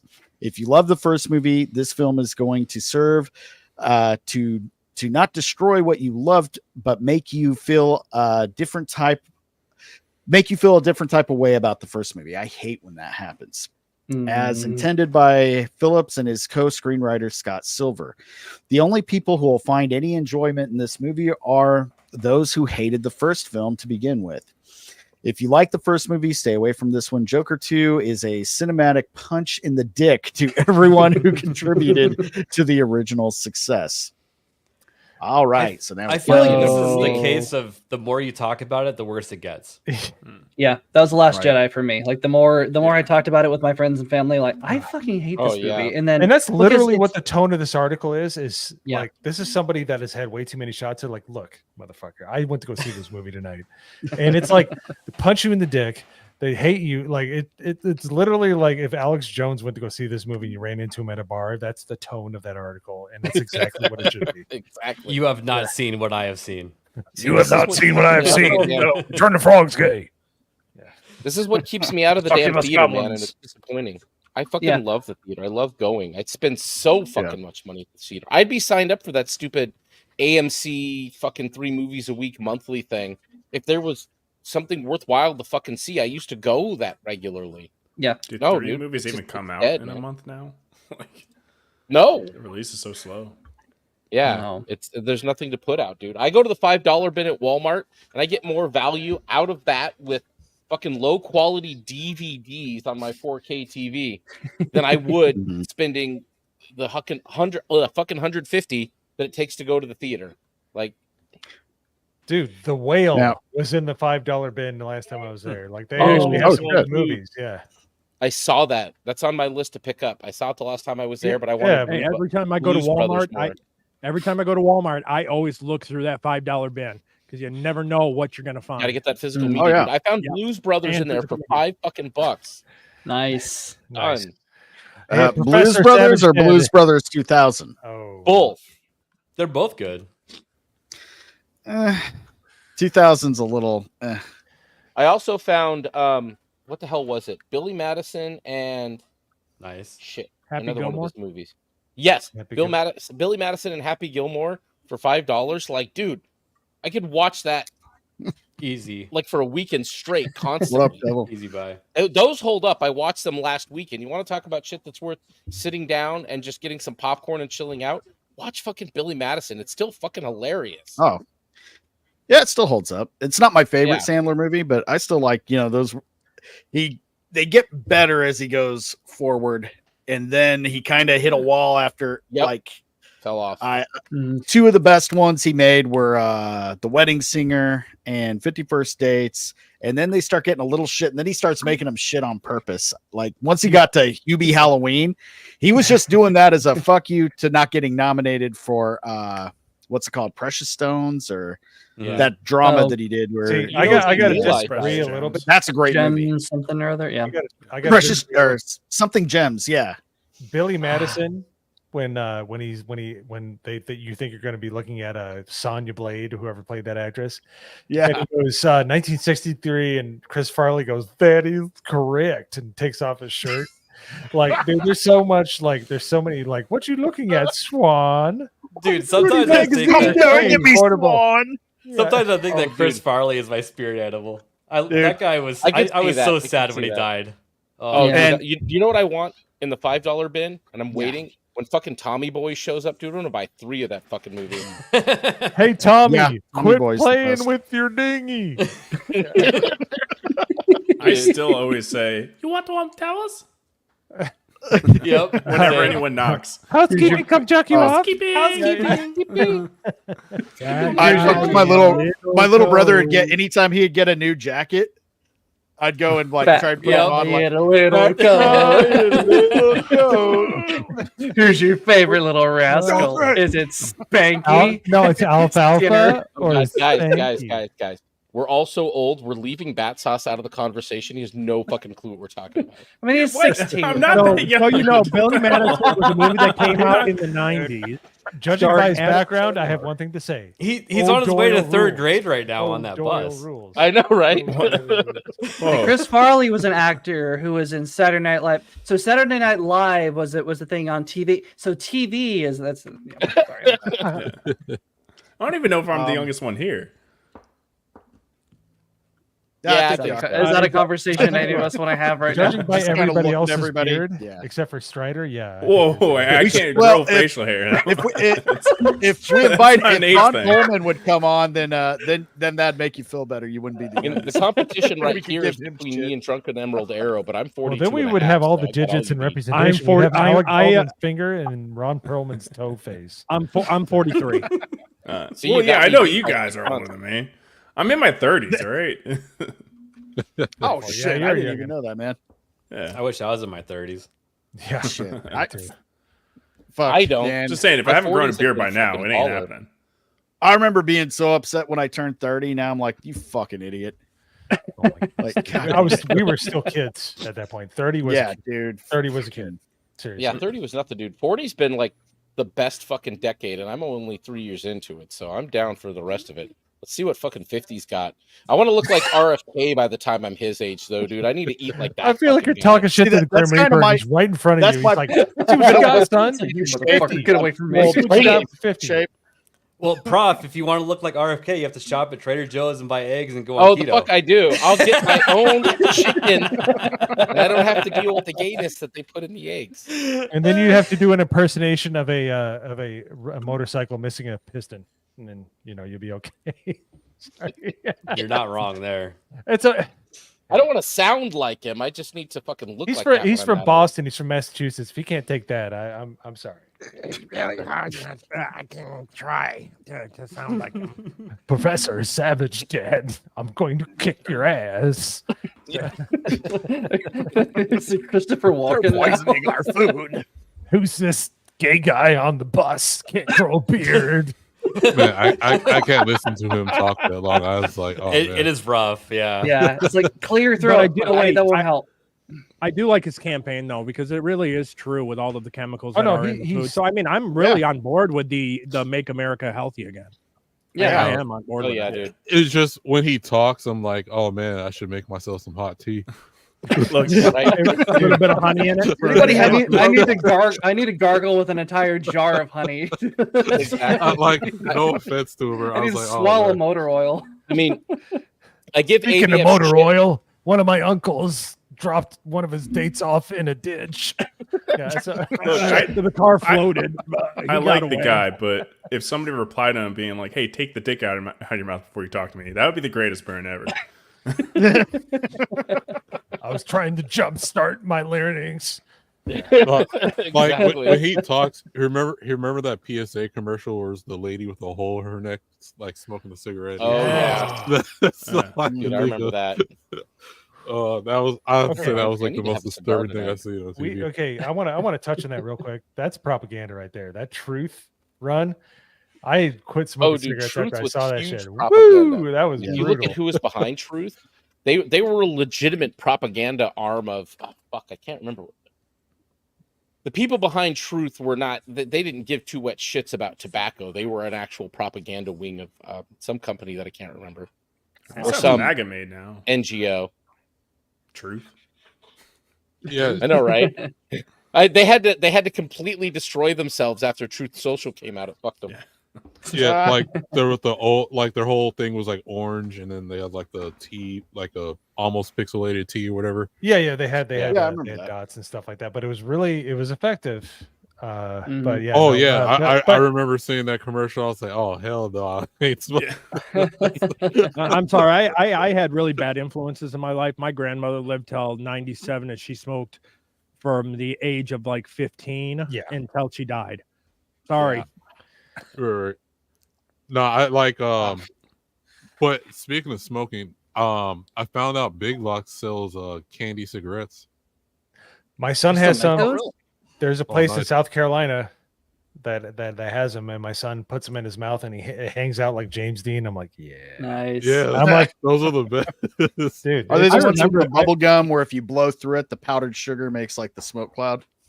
Oh yeah. I never had those. I Yep. just had the remember the those. chalk. Necco wafers?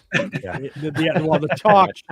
I mean, the candy cigarettes that were pretty much just like chalk. Oh no, it was Yeah. confectionery sugar in a tube. Oh, That's all it Yeah. was. Mhm. But you Yeah. looked cool as stuff, and it would stick to your lip. Like it could be like this, like right here, hanging Yeah. off your lip. Yeah. Those are my favorites in Halloween. Like out of all the candy, it was like I specifically look for those and just pretend I'm smoking. But here's the thing: you can get it nowadays, and it's just a single stick. But back then, they would make it so they would have the butt filter. Like it would. Oh yeah, I remember that. Dude, see, I've got a bad influence as well because I'm old enough to remember a man named George Burns that lived to be 100 and smoked a fucking cigar every fucking day of his life. Yep. They say he smoked nearly 300,000 cigars in the man's life. 100. And I don't know that I'd want to be. He drank older than whiskey 100. until the day he died. He drank a whiskey. Whiskey, cigar. See, I live after that kind of means. I won't have more than this glass in a day, if I have any at all. And cigars. Where did it start out at? Was it like? It was a full This- glass. You watched me pour it earlier. No, I did Yeah, not. it was a It was about pretty 2 fingers. average 2 fingers. I don't think Yeah. Was there any ice in it? And Hell no. is it whiskey or scotch? Bourbon. Okay, good. Because Whiskey. if you don't put ice Yes. or water in scotch, whistle pig. Ooh. Yeah. I'm not good with the hard. Like I usually, if I'm gonna drink, just stick to beer because once I get the hard stuff, it's like I just don't stop. I'm about Beer to start blows my making spirit, meat man. pretty soon. So Beer I've been making is meat so too. good. Quick. I've made a few batches and it's failed. It just tastes like yeasty honey water. But I don't think I prepared the yeast enough, like the actual mixture first. Because you don't just put it in there. You got to actually mix some water in there and activate it first. The secret is to keep taking measurements as to the the gravity and Yeah, keep the everything gravity. clean. Everything has to be 100% clean. Like You don't Walter miss White people. clean. Yes, Pretty probably much, more dude. so If actually. anything gets in there, dude, it gets fucked up. So, used what are to you guys try to talking make about sure- making? Whiskey or Mead. for your own? It's Oh, the okay. oldest form of wine, actually. They used to occur naturally. They would Yes. find mead just growing out of the ground because it was a Wild yeast beehive would hit drifts honey, honey yeah. into water. Yeah, pretty cool. I've yeah, had just it. I fermented thought honey it water. tasted like vomit. So Yeah, you're right. You're right. no That's interest in hard Yeah. mead. Tough Yeah, mead if you tastes good. have hard mead tastes awful, but it's still good. if it has like different berries and stuff in it, because that's what's so cool about it. You don't really need to alter it all that much. Just let excuse me, honey, water. You can maybe put some acids in there to help with flavor, and then yeast and fruit, and just let it ferment. And it's not bad if you combine it right. It's just finding the You right might- flavors and making you might have got a cutting bad down on the batch. yeast smell. It's Yeah, always but- going to be sour no matter what you do because it is kind of got like a vomit sour flavor to Yeah. it. In a Well, it's weird wine. way. It's still going to taste somewhat exactly what it fermented, tasted yeah. like was vomit. It's So not how about- aged, so it's not. So none of the oak aging, none of the oak barrels are going to affect the flavor at all. It's just I would like to as do that at some point. however you make See, it I is want however the you however oak it tastes. barrels to You affect must have had a bad batch, or I don't know if it's like the what's that thing that people say it tastes like soap, and I think it tastes delicious. Cilantro. Yeah. Cilantro. Cilantro, I love cilantro. I Yeah, I love amazing. cilantro. as well. I don't know how people said it tastes like soap. That's weird to me. I don't know. Yeah, I don't It's- get it's it. a thing. It's literally Just, a genetic defect. It yeah. literally is. Like it's a genetic defect where they can't taste it properly. That's Yep. Yeah, they're just literally wrong. retarded because they don't I just like like the taste Their, of soap. their tongue doesn't so. work. Right when you said genetic defect, he highlighted Nagernal's name. Oh,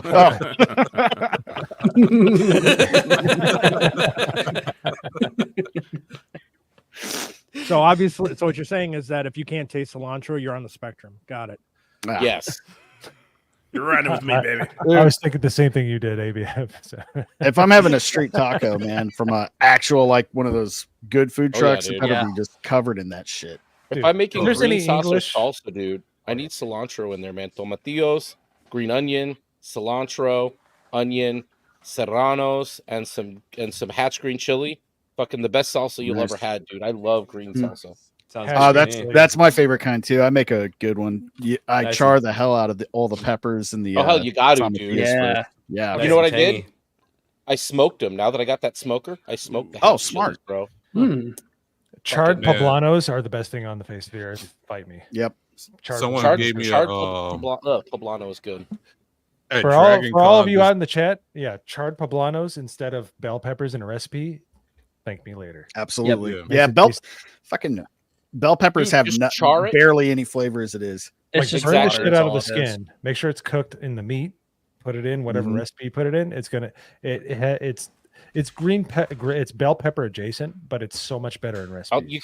Another level, Mo. Take it, just char the thing. Like if you got a Blackstone, put it on the Blackstone, and then just fucking cook it down with some fucking beef grease. When you're cooking burgers, put it right on the fucking burger, dude, like a green chili. Nice. Oh, I have Wagyu beef tallow. I'm with you. I'm going to do that next time. Yep. Yeah. I've been meaning to- Fuck Oh, yeah. hell yeah. That's how. I like this. It's very manly. We went from talking about that gay ass Exactly. Joker 2 movie, and now we're into like talking about how to cook peppers and beef. Exactly. Okay. Now we're going to talk about what's the best way to smoke a brisket. Let's see. The Depends answer is on your yes. flavor what you like. I'm a big Butcher hickory pick. guy. Salt, pepper, garlic, onion. That's it. Yeah, put Okay. it in there, smoke it all day, low and kind of slow. You got to get hot enough to render the fat inside of the brisket and on top of the brisket. Now, the real key here is I'm if so you're hungry. smart, God damn it. Let's- fat side up the whole time. You want the fat dripping down into the fucking brisket the whole way through. You want it moist as shit. And you're going to wrap it the fuck up in the butcher paper. You're going to let it set for a while when it's done. But yeah, you got to let that go all day, man. You can't fuck around with it. It's just got to go. But it's finicky, like I said. It's got to get hot and render fat. So you can't be like 180 degrees for 8 hours or some shit. You got to get it up into the 200s. It's fucked up in Arizona, though, because it's so hot here all the time. It's fucking impossible to smoke shit until it's almost November, really. All right. So for you, since it's almost I- barbecue season. Since Isaac's Yes, in the it chat, certainly is. we have to bring this up. How do you guys eat your steak? I'm medium Make rare sure it's or well rare. done. Like a Medium man, rare. medium rare. I'm Medium actually rare. Medium rare. I'm vacuum seal, kind of dry aging, but vacuum vide? seal aging a 5-inch thick New York strips in the fridge right now.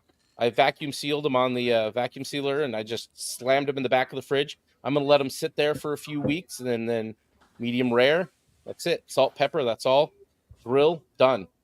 Mm-hmm. The That's how lowest it's meant they'll to go is medium rare. I don't like rare or anything with that cold blue center. That's not for me. So medium rare is ideal, but the most cooked I'll go is medium well. And that's if it's a shit restaurant where you kind of gonna Yeah. want to have it thoroughly cooked anyway. Like Yeah. Denny's. you're getting a T-bone at Denny's, you're getting what you're paying for. You might as well throw it. Yeah. Just bring it out while All right. it's still on fire, please.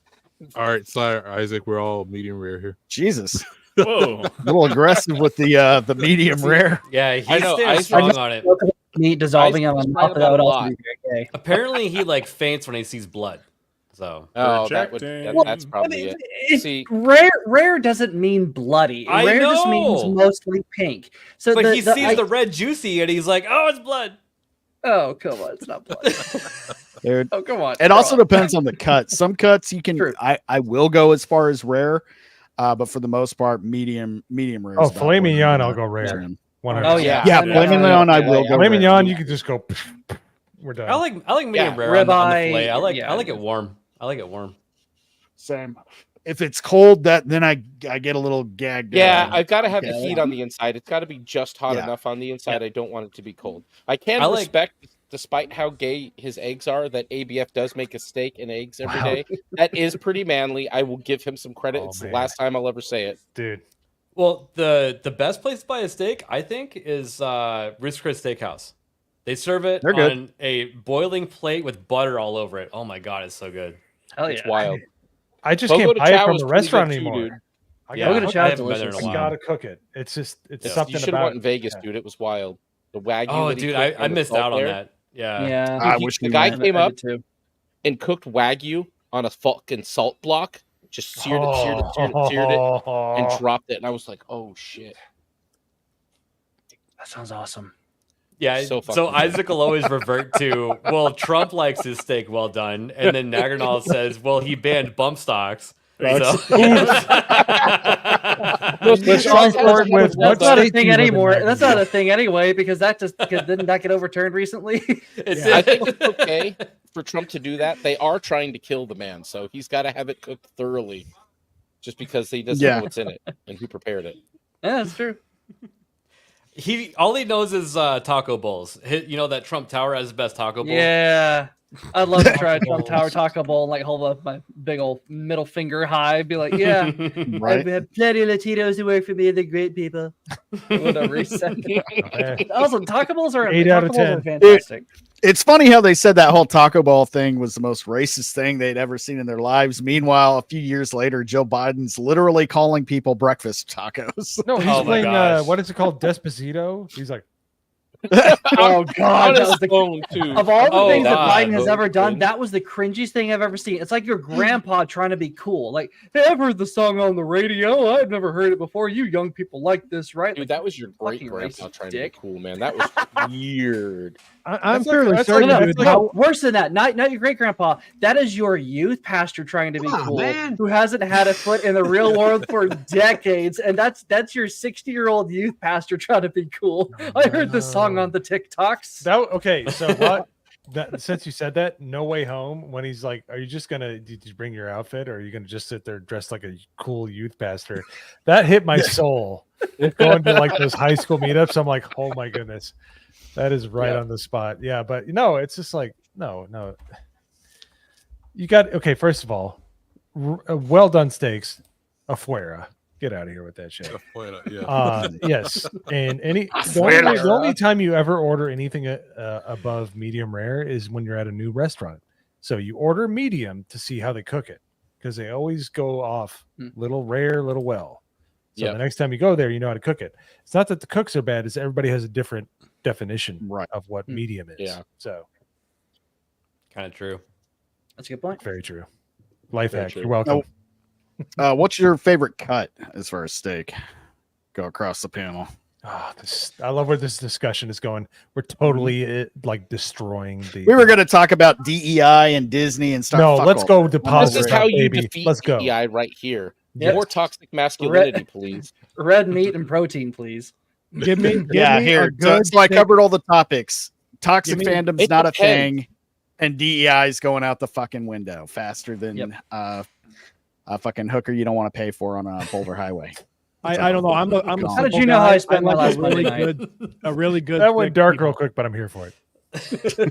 That's what you do. When We've driven on Boulder Highway, and you just see fucking cars. They'll be driving fast and they'll slow down a little bit, and you just see some really busted looking chick just flying out in high heels going out there, and then the car just taking off, and she just runs screaming and shaking her fists like, oh. No way! That's was this Grand Theft Auto? My God! And No, that's no, no. Boulder Just- Highway. Yeah. But Just that's bang Vegas. bus I'm A not- drop little it off, Vegas lore another for you. victim. That's like that meme of the chick being dumped out of the Jeep Grand Cherokee. I love Oh it. yeah. Where I she- mean, you like a full feel speed, bad, right? but it's just The full Oh, speed like- one where it's like, yeah, She's like it's rolling out. Yeah.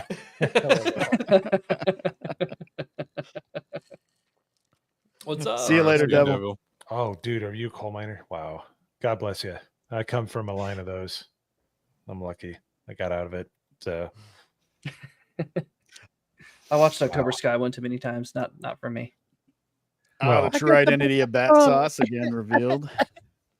Irish immigrants that came from West Virginia. I'm the second generation to not have to worry about where his food's coming from the next day. So Beelzebub, God bless you, sir. Seriously. Great problem to have. Yes, seriously.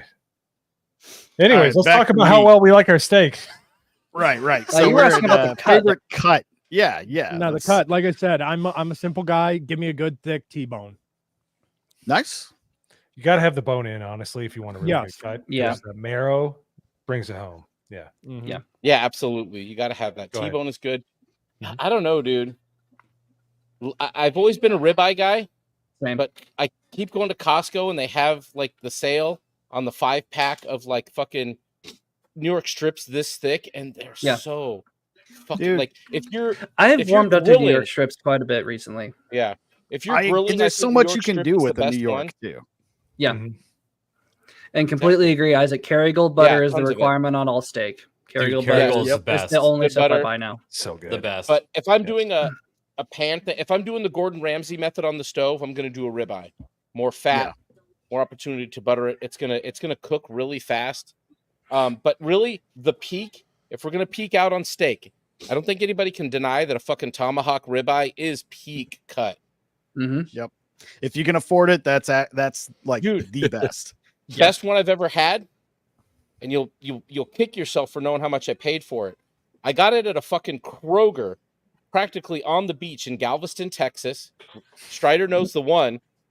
Cheap as fuck. It was like $50 for probably a 5-pound fucking tomahawk. 5-pound tomahawk. Whoa, not 5 Damn. pound. No, I got 2 of them. It was 2 for 5 pounds. They were 5 pounds or 2.5 each because they were fucking. It was huge. No, It's like the size but of my like head. it was massive. $10 a pound for a tomahawk. Yeah, dude. Well, it's Texas from Nolan Ryan's fucking ranch. It's real Texas beef. No fucking around. At From the wait. regular ass grocery store. Dirt cheap. From the man who beef in had 5 Texas. no-hitters, you got his steak. Yes. Well, that's what he did with all. I of have his money jersey to for open his some giant reason. ranch. But Nolan Ryan's badass. the man who absolutely in his mid-40s beat the shit out of Robin Ventura for charging the mound. Anyways, Yes. Yeah. which is the Nolan best. 'Cause Ryan was I'm a fucking Cubs fan. I just ritualistically play that clip every year. So But yeah, dude, the steak was fucking huge, and I just threw it on the fucking grill with salt and pepper. Man, that was it. I didn't even fuck around, and it was so juicy, so moist, but like it's so fresh because it's like, there's like a little map of like, here's where Nolan Ryan ranches are and shit. Yeah. If you go to the store, and it's like, It ain't bro. Well, yeah, if it's you can't frozen, get it it hasn't more been for fresh. long. yeah. If Hey, it has Puff, been, Have you it was seen moving those the day steaks? before. Have you seen the steaks at Costco where it's like all the most premium cuts, like, and they're like rolled into one, and it's like got the twine to like hold it together, and like Yeah. a wheel. Oh Dude, yeah, dude.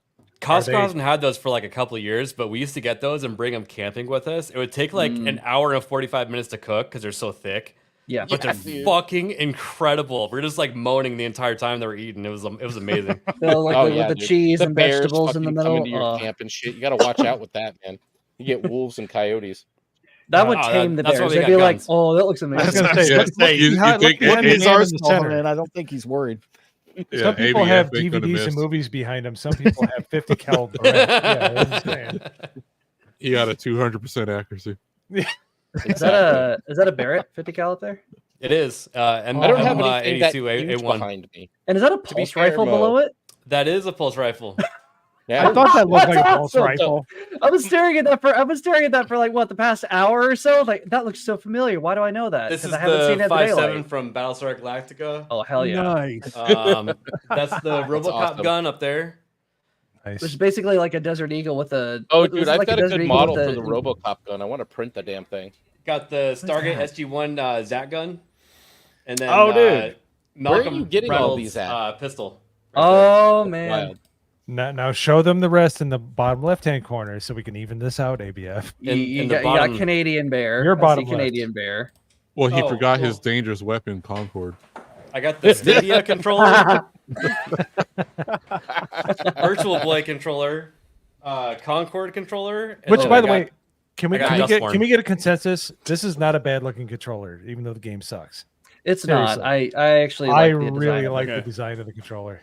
It's actually Oh, fucking yeah. sweet. I know. No, there's nothing wrong with that at all. I hate looking at it because the more I look at it, Turn the more I around. fall in love with it. But The worst part is this part right here. Oh yeah, just scratch that shit off. That's like cool. a Shit serial outta number, here. bro. But then it might lose its value at that point. I don't. What I wonder if that will sell. I The wonder if game that's is going to be a history. collector's item. Kinda, but is it going to be? It's not going to be like copies of ET, where it's going to be a legendary thing. This is going to be something that's going to be forgotten about, where people are going to have to be reminded that it was a thing for a week. Yeah. I wonder if it's Yeah, going to that's have true. any lasting cultural effect. I kind of don't No, think so. I I'd be disagree. shocked I if it think did. it, I it think might it'd be have worth some something. value. Yeah, I'll yeah. set my calendar for 30 years from now, and I'll think, do I remember Concord? Okay, Well, so What is perfect, Concord? perfect test. Who remembers the game Cheetahman in Action 52? Cheetahman? And I have no idea what that is. No, Okay, never yes, heard of it. yes. I've heard of Tiananmen Square. Yes. Hold on. Angry Video Game Nerd has a couple I heard of Police videos. Station in Hong Walls Kong. was there. I heard some knucklehead was there. Yeah, Angry Isn't he friends with School Angry Shooters? Video Game Nerd has a couple videos on those. But I'm just Okay. saying, I like, ne- anybody remember never that? I heard of remember Action 52 because I saw it in Game Pro magazine. It was nice. $200 for 52 of the worst games you've ever played in your life. Yeah. Oh wow. Cheetahman 2 is one of the rarest games ever because it was only a prototype, Really? but it got out. Hmm. Yeah. I think Mm. and Nat the Nest Punk play them too. Yeah, I'm just saying. So yeah. okay, so that was a fairly so where will we be with Dustborn? Which, by the way, I think I see that in the background. The cheetah. Why? Oh, there too. Not in mine. See, Did you really I do may not Dustborn? have as I may not have as manly a background as ABF does, but you know, there is a gun here. You just can't see it. I don't have a big bookshelf gun. You've got to have something a little smaller to fit inside one. What is going on? You're transforming. This is creepy. Oh, he's doing his standing rising. desk. He's just got an electronic standing desk. So Now we're talking. Let's go. Oh damn! I've streamed hundreds of hours with this, guys. I am rock hard right now. No, I know. Oh, 4x. Nice. I'm not gonna lie. I'm a bit turned on right now. You gotta close your ejection port on that top rifle. Why? So a tiny piece of dust doesn't jam my M16? Nah. He's Alec Baldwin's finger. He's not checking his barrels or anything. Well, how long have you been working on this collection you got going here, man? Well, I mean, the nerd stuff for a while, but the gun stuff, like since I was 18. Okay. Yeah. So I think with Concord, it's like I haven't seen too many like memes from Concord. I've seen people goofing on it, but no like memes. So I think that's going to be like affecting its lasting power. I think the lasting roasting has been coming from Dustborn because it's just not true. It's unbelievably cringe. Well, except some of the lines, you are racist. I'm seeing that pop up in a lot of videos. People mentioning like gaslighting and stuff. Dustborn is a lot more playable in the sense that they didn't shut a server down, unlike they did with why am I blanking on the name all of a sudden? Concord. See, I'm not going to remember Concord. I'm not going to. What about Bugle Daily? He made a bunch of funny Concord. Yeah, he did. Dude, that guy's a meme fucking master. Dude, seriously, like he's not even like.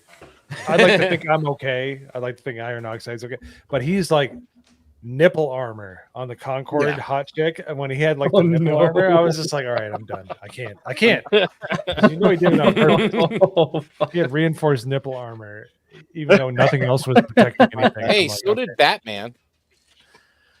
Thank you, Joel Schumacher. I can't believe how proud Joel Schumacher was in interviews about putting fucking nipples on his chest. You don't understand. Well, his justification was he was trying to craft the bat suits that resembled Greek statues, which nobody believes you, bub. No. Nope. It would have been Joel Schumacher was a flaming homosexual. It would have been better. He was one a of Robin's cartoony nipples were pierced. What? No. Oh no. And yet he can't put him on Batgirl. He can't put him on Batgirl's suit, despite it being despite Alicia Silverstone filling out that uniform beautifully. Like double standard much. But again, he's a cartoony gay, so he's not gonna pay attention to stuff like that. Now, more's the pity. I don't completely hate Batman Forever, but I don't either. I like it. Batman and Robin is pure garbage. Oh, yeah. You want to share my screen really quick, Iron? It's gotten more comical with age. Yeah. It's definitely held up, but so here's Bugle Daily. If you click on the video tab, oh my god, bro, Jake Jameson is the hero we deserve. Can we get some of the good ones? The ones that this one's like, what is that, like a Biff attachment? Good. Is that what that is? It's a wheelbarrow for her gut. That's what. Guys, that's just the next Davros from. I don't even know what this is. That looks hilarious. Sneak Zero. Sneak Zero.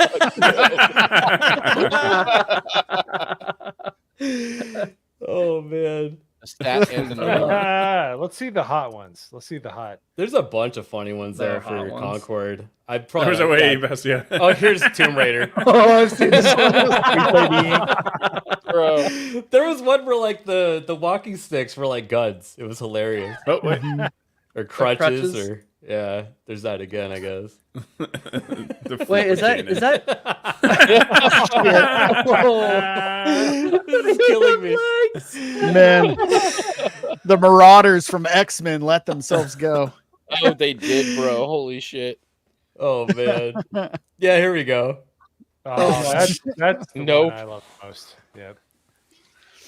Dude, Daily Bugle is, as far as a memer, he's just on another level. It's like I'm okay with being the Clyde Drexler of memers, or the Charles Barkley of memers, or the Hakeem Olajuwon of memer. He's like the Michael Jordan right now. He's like freaking good. He's been so good for so long. He's like it's over ridiculous. The top good. J. Jonah Jameson is the best. That is so accurate because Ubisoft are just like screwing themselves over constantly. Yep, dude. They have a what is it? They have a handicap wheelchair yes, like the new character. Yeah. What for Ubisoft? There's like a new hacking character that's in a wheelchair. I'm not even joking. In Rainbow Six Siege. No. Yeah. Playable now? I don't know. Let's see here. Let me look it up really quick. I feel like I would have seen footage already, right? Here's the problem. Bugle Daily is he's like a food truck operator. He doesn't let it cook and simmer. He just says, "Here you go, here you go, here you go." Yep. Yeah. He would get so many more views if you just let it chill, but I'm glad he does. Dude, he generates so much of them, dude. You'll see his shit like getting circulated by other people, and they just I'm glad he started actually watermarking his shit, because I'd see his shit go around. Yeah, without when he didn't watermark. So yeah, I do that for a living. You have to put you have to. Oh yeah. Even though you think people are in the fellowship that are on our side, they don't care. They're just looking for an inroad to be famous. So yep, it's really sad. And unfortunately, Isaac of all people has learned that the worst of the way. One of his best memes he's put out has got 1.5 million views because somebody stole his meme. Yep. Oh shit! Attribute him. See, dude, there are some people who are at least respectful about it. Like when Crowder took my meme of Gerald as a brony unicorn. And they made a T-shirt out of it and wore it on the fucking show to fuck with him. Yeah, I've got the shirt, but I messaged Tim the Toolman, the producer, and it's like, dude, that's my meme, because he knows me. We've talked back and forth. I've streamed with him actually. He did a game stream with him. He's like, oh, dude, that's you. He's like, hey, I'm gonna send you one of the shirts we made. So he sent me the shirt. I still fucking have it. I love it. But yeah, Josh Firestein wore it on, they've worn it multiple times now. Like he wears it on there just to fuck with Gerald sometimes. Gerald fucking hated it. Yeah, here's the problem. I'm a professional graphic designer. I would have written a cease and desist on that shirt and sent it back to him in a pantyhose egg. I'd be like, look, you motherfucker. I don't care if we're on the same side or not. Yeah, right here. All right. Okay, Alyssa Mercanti. Hey, I'm much more masculine, which is really hard because she's really awful to look at. But yeah. Oh yeah, she's terrible. Whoa. She's built like a child. Now I love when somebody else says Alyssa Mercante, and then people say Alyssa Mercante. Yeah, I love what's going on with Mr. Reagan and the AI trailers he's been doing that caused Gavin Newsom to lose his fucking mind. Oh yeah. What? Those are the best. Yeah, I don't know. Yeah, he did the AI trailers with Kamala Harris with the voiceovers that went viral. Elon Musk was sharing it out, and then Gavin Newsom started to try. He was trying to push forward that law making AI. That's what happened. That's all because fucking Mr. Reagan, one of the coolest. That's dudes. hilarious. He was at the meetup the year before last. Fucking the year that Christy did her show. The comedy show. Yeah. Yep. I talked with Mr. Reagan quite a bit that night. Yeah, we sat at the same table with him during the comedy show, man. He's cool as shit, but I love that shit is yeah. He caused Gavin fucking Newsom to lose his goddamn mind and try some comedy shit and just out himself. That's awesome. That's all I gotta do. So I love seeing that. Ooh. All right, back to meat. Did everybody name their favorite? I think it was just me. I think me and you, Professor, are on the same page. My go-to, because I'm a man of meager, means. So I always just go for New York because there's so much shit you can do with it. You can make carne asada. You can do sandwiches. Do a Philly cheesesteak at home. You can broil it. Yep. You can bake it. You can grill it. But smoke it. I think I was next, but I really want to try that thing that ABF got from Costco. That sounds amazing, and I've seen. Oh, those it's really good. things. I've seen them before with the twine. It's basically all of the premium cuts off of like a ribeye, I think. Yeah, it's like a turducken, but nothing but beef. Yeah. Well, yeah, exactly. That's the best kind of turducken. You cook it with the twine on it. It's it doesn't like burn into the food or anything, and you just cut it before you eat. It's so good. If you cook the string off it, you're cooking your steak wrong. Let's put it that way. Well, so it's so thick that you actually have to cook it for a longer period of time. So you kind of do like a what do you call it, Pittsburgh style, where you kind of like burn it on both sides, and it's like medium rare or like rare in the center. It's really good and crusty on the outside, like nice and crispy. Oh yeah, so good. But yeah, no, I would defer. I want that, but just short of that, I like bone-in T-bone steak with a salt, pepper, mustard powder, and garlic on the outside, and slow smoked. So I have a Traeger grill. Finally, nice. I've worked to try to get that. So you smoke it for a while, and then you sear the crap out of it, medium rare, and that's where it's at. So, but I want the Costco, gosh darn monstrosity. Yeah, I want what he's talking I about. would love to try that. Well, honorable mention. I mentioned Roost Chris Steakhouse. If you ever get a steak Oscar style, that's incredible. They put a crab cake on top and dump some béarnaise sauce on it, and then have some asparagus on the side. It's really good. Holy shit! Ooh, I don't know what it is about steak. Asparagus tastes the best with it. I don't know why. Always grilled asparagus, dude. You got to grill the asparagus. It's perfect. Has to be grilled. Yep. The you have to burn the skin a little bit. It's a weird one. You got to put it on at the end, but it's totally worth it. And by the way, if you put cheese on asparagus, you're an asshole. Asparagus needs no help. Yeah, I've never put. No, I've put hollandaise sauce on asparagus. I mean, but I've never just put some good cheese. salt. Well, that's basically what the béarnaise sauce is. Yeah. But it's still like very, very like very low flavor. Like it doesn't need anything extra. That's what makes asparagus such a great side item for steak. Just salt and butter. Makes my piece. I'll even go with Brussels sprouts with steak as long as they got a really good char cooked with a lot of garlic. Yeah, dude, Brussels sprouts, butter. Fuck yeah. They smell like they get a lot of hate, but I like. They smell horrible. Far away, they're good. Yeah. Oh yeah. With a little bit of smell anything from asparagus bad or nothing.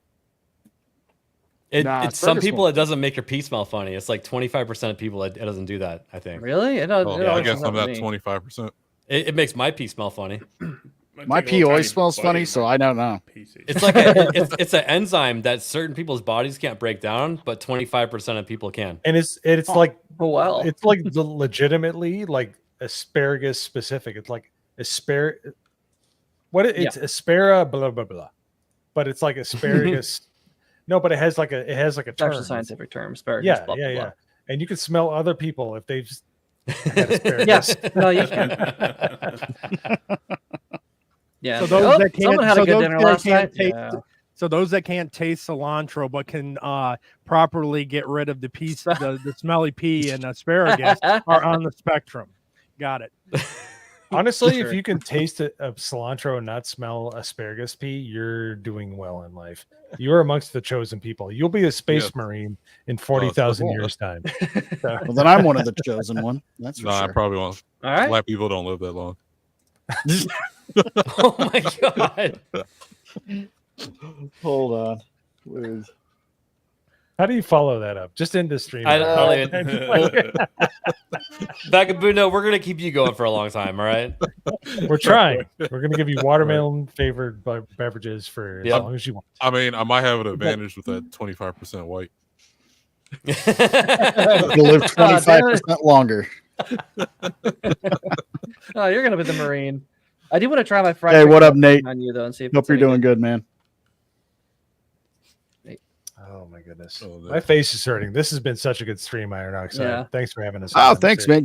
You two are welcome back anytime. Just let me know. I usually have a couple open spots since I kind of cut down. When I first started doing this shit, man, I had like 10 people on the go every fucking time. Yeah. And that got a little hard to manage. So I've kind of cut it down. That way I have room for different people to pop in and out, and nobody feels obligated to. So I like that. So you don't get burnt out as fast because fuck, I get burnt out. And that's why my channel isn't really doing well, but I'm just a hobbyist, so I can give a shit. But thank you to everyone who does like, share, and subscribe. So I think we'll wrap it up here. We've had a pretty good time. Anything we want to cover before we call it a night? I think that is rare. Well, to answer your last question of your your title, yes, DEI is dead. It's dead I think all signs are pointing to it going out. I really think Marvel would have shit canned Agatha all along and some of the other stuff if they were willing to go that route. But there's not a lot of advertisement for it. Exactly. No. Yeah, and also mainstream media sources are already saying that DEI is dead also. So if they're saying it, then it must really be true. And a lot of companies are also dropping us for the last 12 years. Yeah. Also, a lot of companies are dropping their DEI departments and laying off those useless hangers on for suck them dry for years, and then now their time's up, and now they got to actually find legitimate employment somewhere that actually does something for society. But it's also, but the thing with Agatha, I found interesting, and what they were saying from the beginning, and I completely agree. That show was made for middle-aged wine moms, middle-aged white wine moms, by the way, and excuse me, and cartoony gay musical theater kids. There is no in between. So just even catering your show to those two audiences, and the fact that it's failing so bad, even the fact that they made this show for that audience, is a relic of a bygone era, because we used to make stuff that appealed to the general audience, like WandaVision did. But instead, they decided, hey, let's make our follow-up to our very popular follow-up to Avengers Endgame. Let's make it as gay as humanly possible, as inaccessible as humanly possible to every other audience, and then expect it to do well. Now, it's a relic of a bygone age, and the fact that it's being destroyed in reviews is a good sign, because it proves to them again and again, we can't make stuff for just one subset of people. We got to make it that appeals to everybody. What appeals to everybody? Good storytelling, likable characters, decent people behind the scenes also who actually like the damn thing. So, yeah. And I think it's real telling that the mainstream media is no longer doing damage control like they used to. Not for any of this shit. So, and the rumors that have been going around and the sources of the rumors are pretty legit. I mean, Nerdrotic, you've got fucking Chris Gore. They're all saying Feige is cleaning house. He doesn't want his legacy of Marvel to be that. He wants to go out on a, this guy's had, and I'm not a Kevin Feige fan at all, but he's been involved since the Bryan Singer X-Men. Yeah. So he has a definite reason to want his legacy to be something good and not go out like this. So he was also heavily involved with X-Men 97, which is again surprising considering how many things that he's greenlit and shilled for. But I don't really, the damage is done. Unfortunately, he's had 5 years to correct it, and he hasn't. And it's kind of his job to change course. And the Marvel brand is not nearly as popular. It's not. And it never will be. It'll never be back. No. So it's funny that now he can try. Well, it's funny. By all means, go ahead. It is interesting that Feige actually is trying to clean house and maybe trying to course correct in the latter part of his tenure of Marvel. You don't see any of that happening at all with Lucasfilm. No. They are as long as which is redundant. Anyways, go ahead. As long as Kathleen Kennedy's there and she's not going anywhere, they're never going to get rid of her. They can't. She knows where all the bodies are buried, literally. Yeah. I'll believe when I see it. That's all I'm going to say. Yeah, I think she's going to die. I heard Kathleen Kennedy is going to leave. She's ready to leave. Well, I meant for the cleaning house part. Same thing. I do still... I'll believe it when I see it, but the fact that the desperation of bringing back Robert Downey Jr. That's pretty telling. So I mean, like, they could talk about that stuff in departments and like have meetings about it, and whoever the Nerdrotic's connection and like that could be hearing things down the pipeline, but then it could be, you know, they say one thing in a meeting and do another thing in, you know, another meeting, or you know, in the office, or somebody else intervenes. He may have all the intention of trying to put out as many, you know, good things as he can between now and then, but still, the Disney's involved. The studio is still involved. They're not course correcting. They're not showing any signs of it, and it just depends on how infected they are. I think out of all of the Hollywood studios, Disney is the most infected with active. It's like a cancer, and they're Disney literally tried. It's never gonna stop. I mean, Disney tried to go to war with an entire damn state, and like one of the more red states in the union, BT Dubs. No, you don't do that. And then Ron DeSantis, to his credit, was like, yeah, you know, you remember all those special privileges you've enjoyed for half a century? Yeah, you're not. That's not happening anymore. Gone. And they're like, wait, too late. Too late. So, also, that monorail that you wanted to drop people off right at the front door, that's not going to go there anymore. It's going to go to Universal. Right. Oops. Universal. And also just looking, the market has also responded quite a bit anyway, because Universal is doing gangbusters compared to Disney. And I still hear people want to do Disney vacations, but you look at, I mean, I'm looking at people's pictures because I have friends that will still go to Disney, but I look at their pictures in the background, it's mostly adults. There's not a whole lot of kids there. It's mostly adults, and many of them are very overweight, and many of them look like they've been suffering arrested development for the past decade. But it's not for kids anymore. It's for grown adults who have fond memories of the shit as kids, because not even their movies targeted at kids are doing well. Inside Out 2 was the last one that actually did really well in the past 5 years. That's one thing that I've noticed with like a lot of clips like DWD Pro uses. It always seems like the background, there's not a lot of kids. It seems it's adults. Yeah, well, there's not a lot of new IPs because like all they're doing is once in a while there's an IP or whatever, but overall it's just member berries is just do a live action of an IP that's already there. And so, these are all lies. My spies tell me that Kathleen Kennedy is going to quit by the end of the year, and everything is going to go back to normal at Disney. Doobcock, is that you? Oh my God! All right. He's here. From the center of the earth. How funny! This has been going on long enough for us to say that Kathleen Kennedy is being marched out the door. That's a meme now. It's been a meme. No. You want to know what? She has been marched out every weekend and returns every Monday. Your point? It's a little much. I'm not gonna lie. It's funny that even South Park made fun of her, though. Yeah. Oh yeah. So great. Put a chick in it, make it lame and gay. That put a chicken lemon greenie and make it fucking gay. That will go on being more memorable than anything Kathleen Kennedy has actually done with Lucasfilm. Very true. And you want to know what? And all the stuff that's come out after Enter the Pandaverse has not disproven South Park in any kind of way. No, none whatsoever. In fact, it's only proven it more and more true. Yeah. I want to know when South Park's going to make a Biden joke. Yeah, they've been treating him with gloves, and it's really irritating. Yeah, like everybody else. Yeah, technically it's socially acceptable now that he's not even running anymore. He's not even president. He's not even president. Yeah, no. He didn't even know there was a hurricane the other day. He's like, a storm? What? So mad.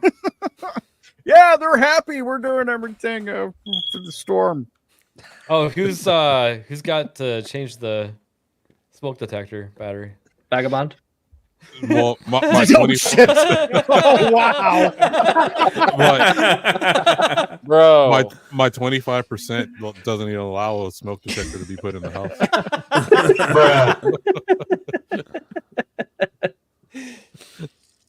Oh man, I got a question though. Does anyone think that we're not going to get a season 3 of Rings of Power? I think we will. If they already paid for you it. are. I mean, it's Amazon. Well, they got the FU money to just be like, oh, just put it out there anyway. It's just this season was like significantly worse, and just worst of all, it was incredibly boring. And I'm like, this is probably going to be so bad that like it might actually cancel the 3rd season. What's wrong, Battsauce? You didn't like the the mother-in-law, son-in-law, Rule 34 fanfic going on there. Oh God, I remember seeing. Give me the meat and give it to me raw. Some of the cope on that was like, she's not his mother-in-law yet. Like, fuck you. We know they're gonna be. Yet So being the key word. Yeah. The writers knew that going into writing that. Exactly. Yeah. They're trying to do Game of Thrones. Room. And Well, she's like, if reports are accurate, they are committed to up to 5 seasons of paying the Tolkien estate. So even if they don't produce them, they still have to pay the Tolkien estate for it. Okay. Yep. Yeah, but like that might be less of a loss at this point. Yeah. I don't Could see how. could they cancel it and not cancel it at the same time?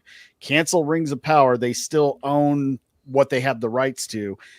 Recast, restructure, new creative team, and do something totally different. Well, here's how they've already could, said but they're going to not go gonna. 5 seasons. So Yeah. they go 4 seasons and cancel it early. That's my prediction. Yeah. Or maybe just do one full season divided into 2. So we're gonna have a shorter season 3 and 4. That's with also 4 very episodes likely. each, which I really hope they The do. third season is going to be 10 episodes. It's going to be 3, 3, and 4. So But, now I mean, that it's over, does anybody have predictions on who Galadriel's fucking next season that's completely out of character and out of scope? I mean, I haven't even thought about that. I mean, don't could want it be to. Celeborn, her Gandalf. fucking husband? no, she's gonna have sex with Gandalf. I think you nailed Gandalf. it. So here's what's so interesting about that. Celebrine is nowhere to be found, and how old is Elrond? So even if she and Celeborn have her now, he's gonna be robbing the cradle. There's no way that they're gonna do that. It's So, like being at very that. weird. Where's Arwen coming from? Where's the legacy of kings coming from with Aragorn or Arwen from here on out? Because they're trying to tie this into the movie so fucking bad with repurposing dialogue, with repurposing entire sequences together. How on God's green earth are they going to explain away two of easily the most consequential figures in the entire Elvendom in the Third Age? I don't understand how they're even going to lead up to that. WC, that is not true. Stop it. Just when are they going to run out of scenes to copy? I specifically reserve the DEI hire is MSK when he's on. Yes. I mean, I'm Sicilian. I could be the DEI hire. You know the Sicilians spawned from. Anyways, never mind. You don't talk with your hands enough. Yeah, I've trained out of it. I'm in the South now. Antonio Margheriti. Hey, Margheriti. Dominic the Coco. No, I actually have. I've been to a big Italian. They were. I want to say they were a Sicilian family reunion, and all of them were the whole stereotype, man. Especially like the older, overweight uncles. And Wasn't there one of those in Vegas like every 3 hours, anyways? I mean, that's where they all pretty much. When they left, and when they left, Buongiorno. got wit-socked. And cousin Benny was like this thin dude in a tracksuit. It was great. I went to school with a bunch of Guidos, man. I bet you just dying laughing at the corner. Like, do you have any idea how you look? Oh no, it's got to be that, or it's got to be like. I wouldn't fuck with cousin Benny, honestly. Oh no! He looks like he's cracked a few skulls on those knuckles.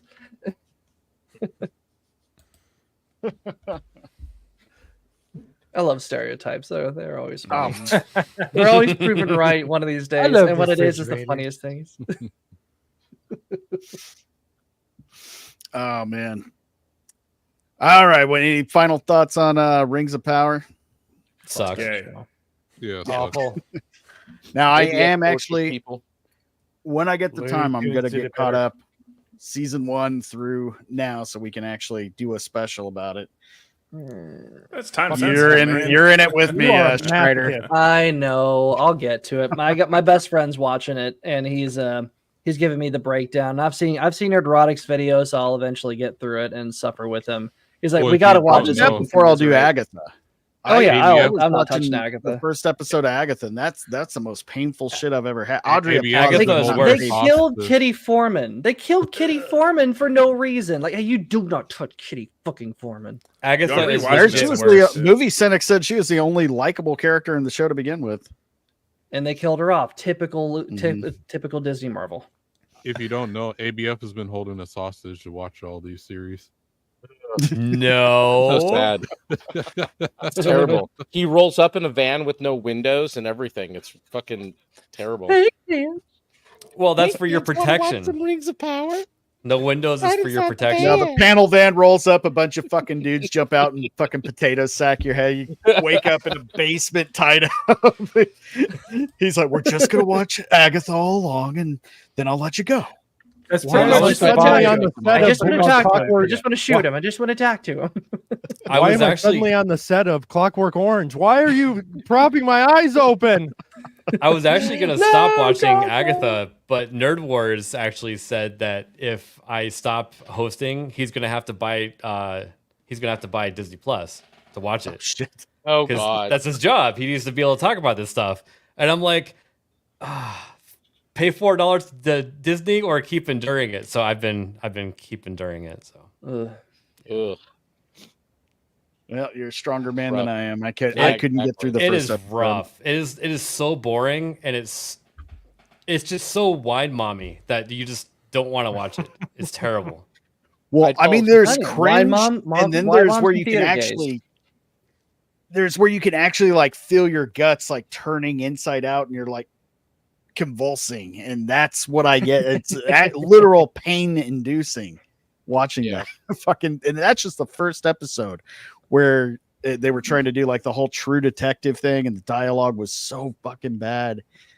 Oh my god, it's cringe. I just saw that clip of her going loser for no reason. Like, I can't stand that fucking actress. I saw her in one can be thing funny, with but- Paul Rudd where she was kind of funny, and that's it. I don't She like was her funny either. Should in have never Parks worked and again Rec, but she was an obnoxious bitch. But she was funny that way. But like, she's also hot, Mrs. Fletcher, because she gets totally naked. But still, that's it. The dictator. She's a dictator. Yeah, she She's gives in birth that? to the baby or so, I think. And she's like, Oh, "Are you a boy or an abortion?" Oh, That movie's got some great lines. The dictator was hilarious. They're like, why I would like you that make one. the rocket pointy? It's gonna hit Israel and bounce back and hit us. I saw an interview where Elon Musk was inspired. He said he was inspired to make his rockets pointy on the pointed for that reason. Yeah. It just looks more intimidating. It's like, so how much does that improve? How much does that improve the performance of your rockets? Oh, it makes it worse. But it's funny. I love Elon. I guess he's going to be on with Trump tomorrow. Oh, Yeah, that's Yeah. gonna be really interesting. At the I'm gonna same watch- I'll be tuning in exact that. spot, by the way. Oof. They've shown the setup. Yep. Go back and watch the sequel, the threequel even. Those Nice. are the two most popular people in the world right now, right? Yep. Yeah. Pretty much, yeah. And Elon is all in on Trump, and I'm enjoying He's that. bringing Elon because Elon has private security because people have been trying to kill him because he can't trust the fucking he can't trust them to actually keep him safe. So he's bringing Secret Elon because Service. Elon's gonna have real security in this place. Mhm. I just hope to God he tells somebody to go fuck themselves just once Yeah. in his speech. Go fuck yourself. I'm just hoping he brings Is those that clear? damn robots Hi, of his Joel. with guns. He could say Joe Biden was trying to take credit for the giving the Starlink to the people in North Carolina. Oh, come on. Yep. They've been preventing him from doing that. That's Yeah, I know. bullshit. Well, they That's won't hilarious. give Elon credit for sending him to Ukraine either. Right. Boo. All right. Well, I think we're gonna wrap it up here. We're almost at the 2:30 mark. Wanted to keep it short tonight. I got to go get dinner. I think I'm gonna be jumping over on MSK's here in about 30 minutes, unless he forgets to send me the link. And we'll go from there. But it's been a really good show. ABF, MoZamboni, you guys are welcome back anytime you want. So it's every Friday, whenever same you guys time. do. Thank you for having us. So, Yeah, appreciate that. I didn't know ABF was coming tonight. I just thought it was MoZamboni. It's like having Wayne and Garth at the same time. I didn't Right. know I didn't know I was gonna be on tonight either. I just got a random DM from Vagabundo, and he's like, "Hey, you want to join the live stream?" And I'm like, yeah. "Yeah, sure." Well, we got to play good to have you. it up for Professor Savage Dad. Party on, ABF. He's like, no. No. Okay. Party on, You got to be party on, MoZamboni. All right, guys. We'll tell everybody where you're going to be and what you got going on. I'll throw some links in the chat. Mo, you want to start? Yeah, no. So, first of all, join the GCA Discord. It's the funnest place. It's the best place, but it's one of the best Discords in the fellowship, if not the best. But join us at the Discord. If you want links, follow us on our Twitter and stuff like that. They'll pop up. We got to keep it private because once it goes public, it's not cool. All right. But other than that, I'm going to start streaming Mass Effect, the trilogy. I never played it. I'm vaguely familiar with the Mass Effect trilogy, but I'm going to start streaming it on Kick, which I know Iron Oxide has it. Links in the chat. I have 0 followers because I've never done anything on it, but that's where I'm going to do it.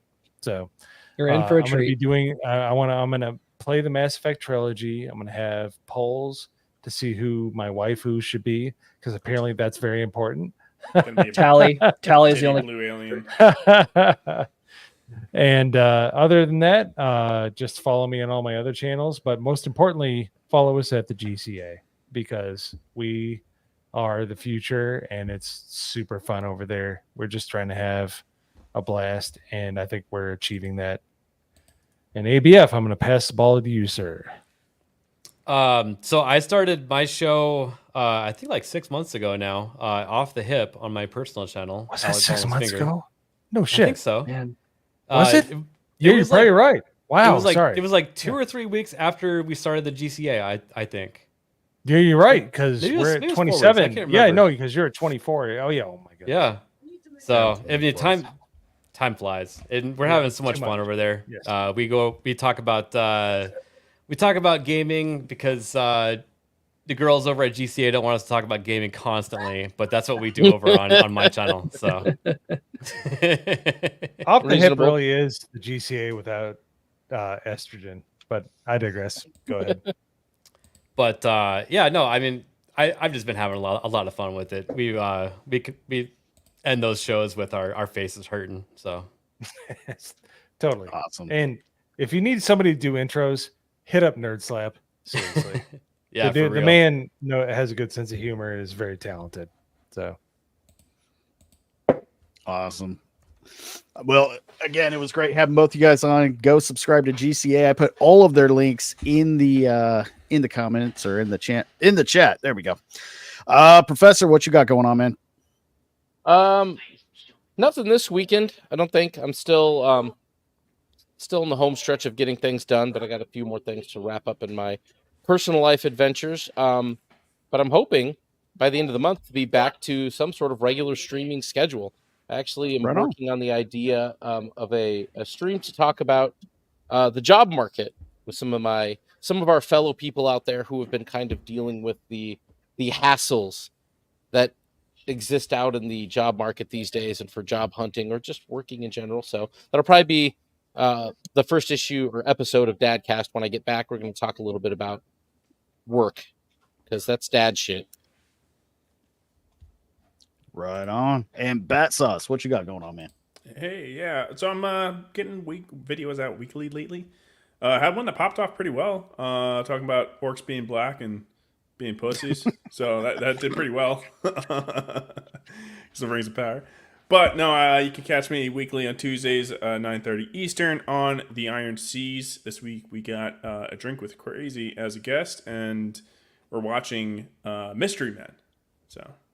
Oh, yeah, nice. It'll be a fun time. I love that movie, man. I love it too. I picked it. Yeah. Dude, so many great cameos. Yeah. Waffle Man. Waffler. Fucking Paul Rubens, man. He was a good comedic actor, not just for Pee Wee Herman. He just didn't get enough roles, you know. Buffy the Vampire Slayer, the movie. Sorry. I'm the PMS Avenger. I only work 4 days a week. Yeah. R.I.P. Paul Rubin. All right, Drunken Emerald, you got anything coming up, man? I'll be over on MSK show here shortly. and then back on his channel for Saturday and Monday. Awesome. Vagabundo, anything coming up, man?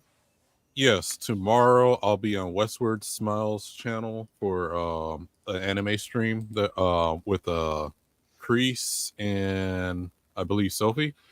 And then other than that, I'm working on some channel. Well, I'm going to be uploading some videos, but I'm working on coming up with some live streams I'm going to probably do pretty soon once I work everything up, the time schedules and stuff are already out. Awesome. Strider. Yep. So you can find me every Friday here at the Rose Gallery, and every Monday night I'm on with MSK at the newly named MSK show. So we are having all sorts of fun over there. I'm going to start getting into, now that life has calmed down a bit after I've moved and just things have been better, going to start getting into making videos again. I've got a couple, I'm behind on some Rippaverse stuff, which that was kind of my bread and butter for a little bit. So I need to get back into that. But yeah, just hanging out. I'm thinking after we're done here, I'm going to go watch the Joker. And then you can also, you can find me on Twitter, same as my tag down there.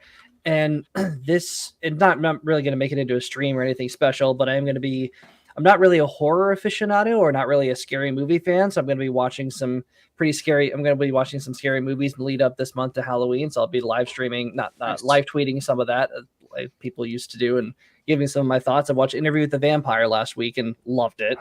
Made me very uncomfortable with how it was a very uncomfortable movie, but especially in light of what we know now. But it was an excellent film. Really enjoyed it. So I think my next one's going to be either I'm going to try to do either Friday the 13th or Nightmare on Elm Street, so I can at least be in on the memes and on the jokes. So we'll see how that goes.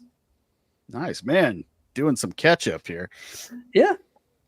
Never seen. Once you're fully caught up, we're about to dive into Terrifier.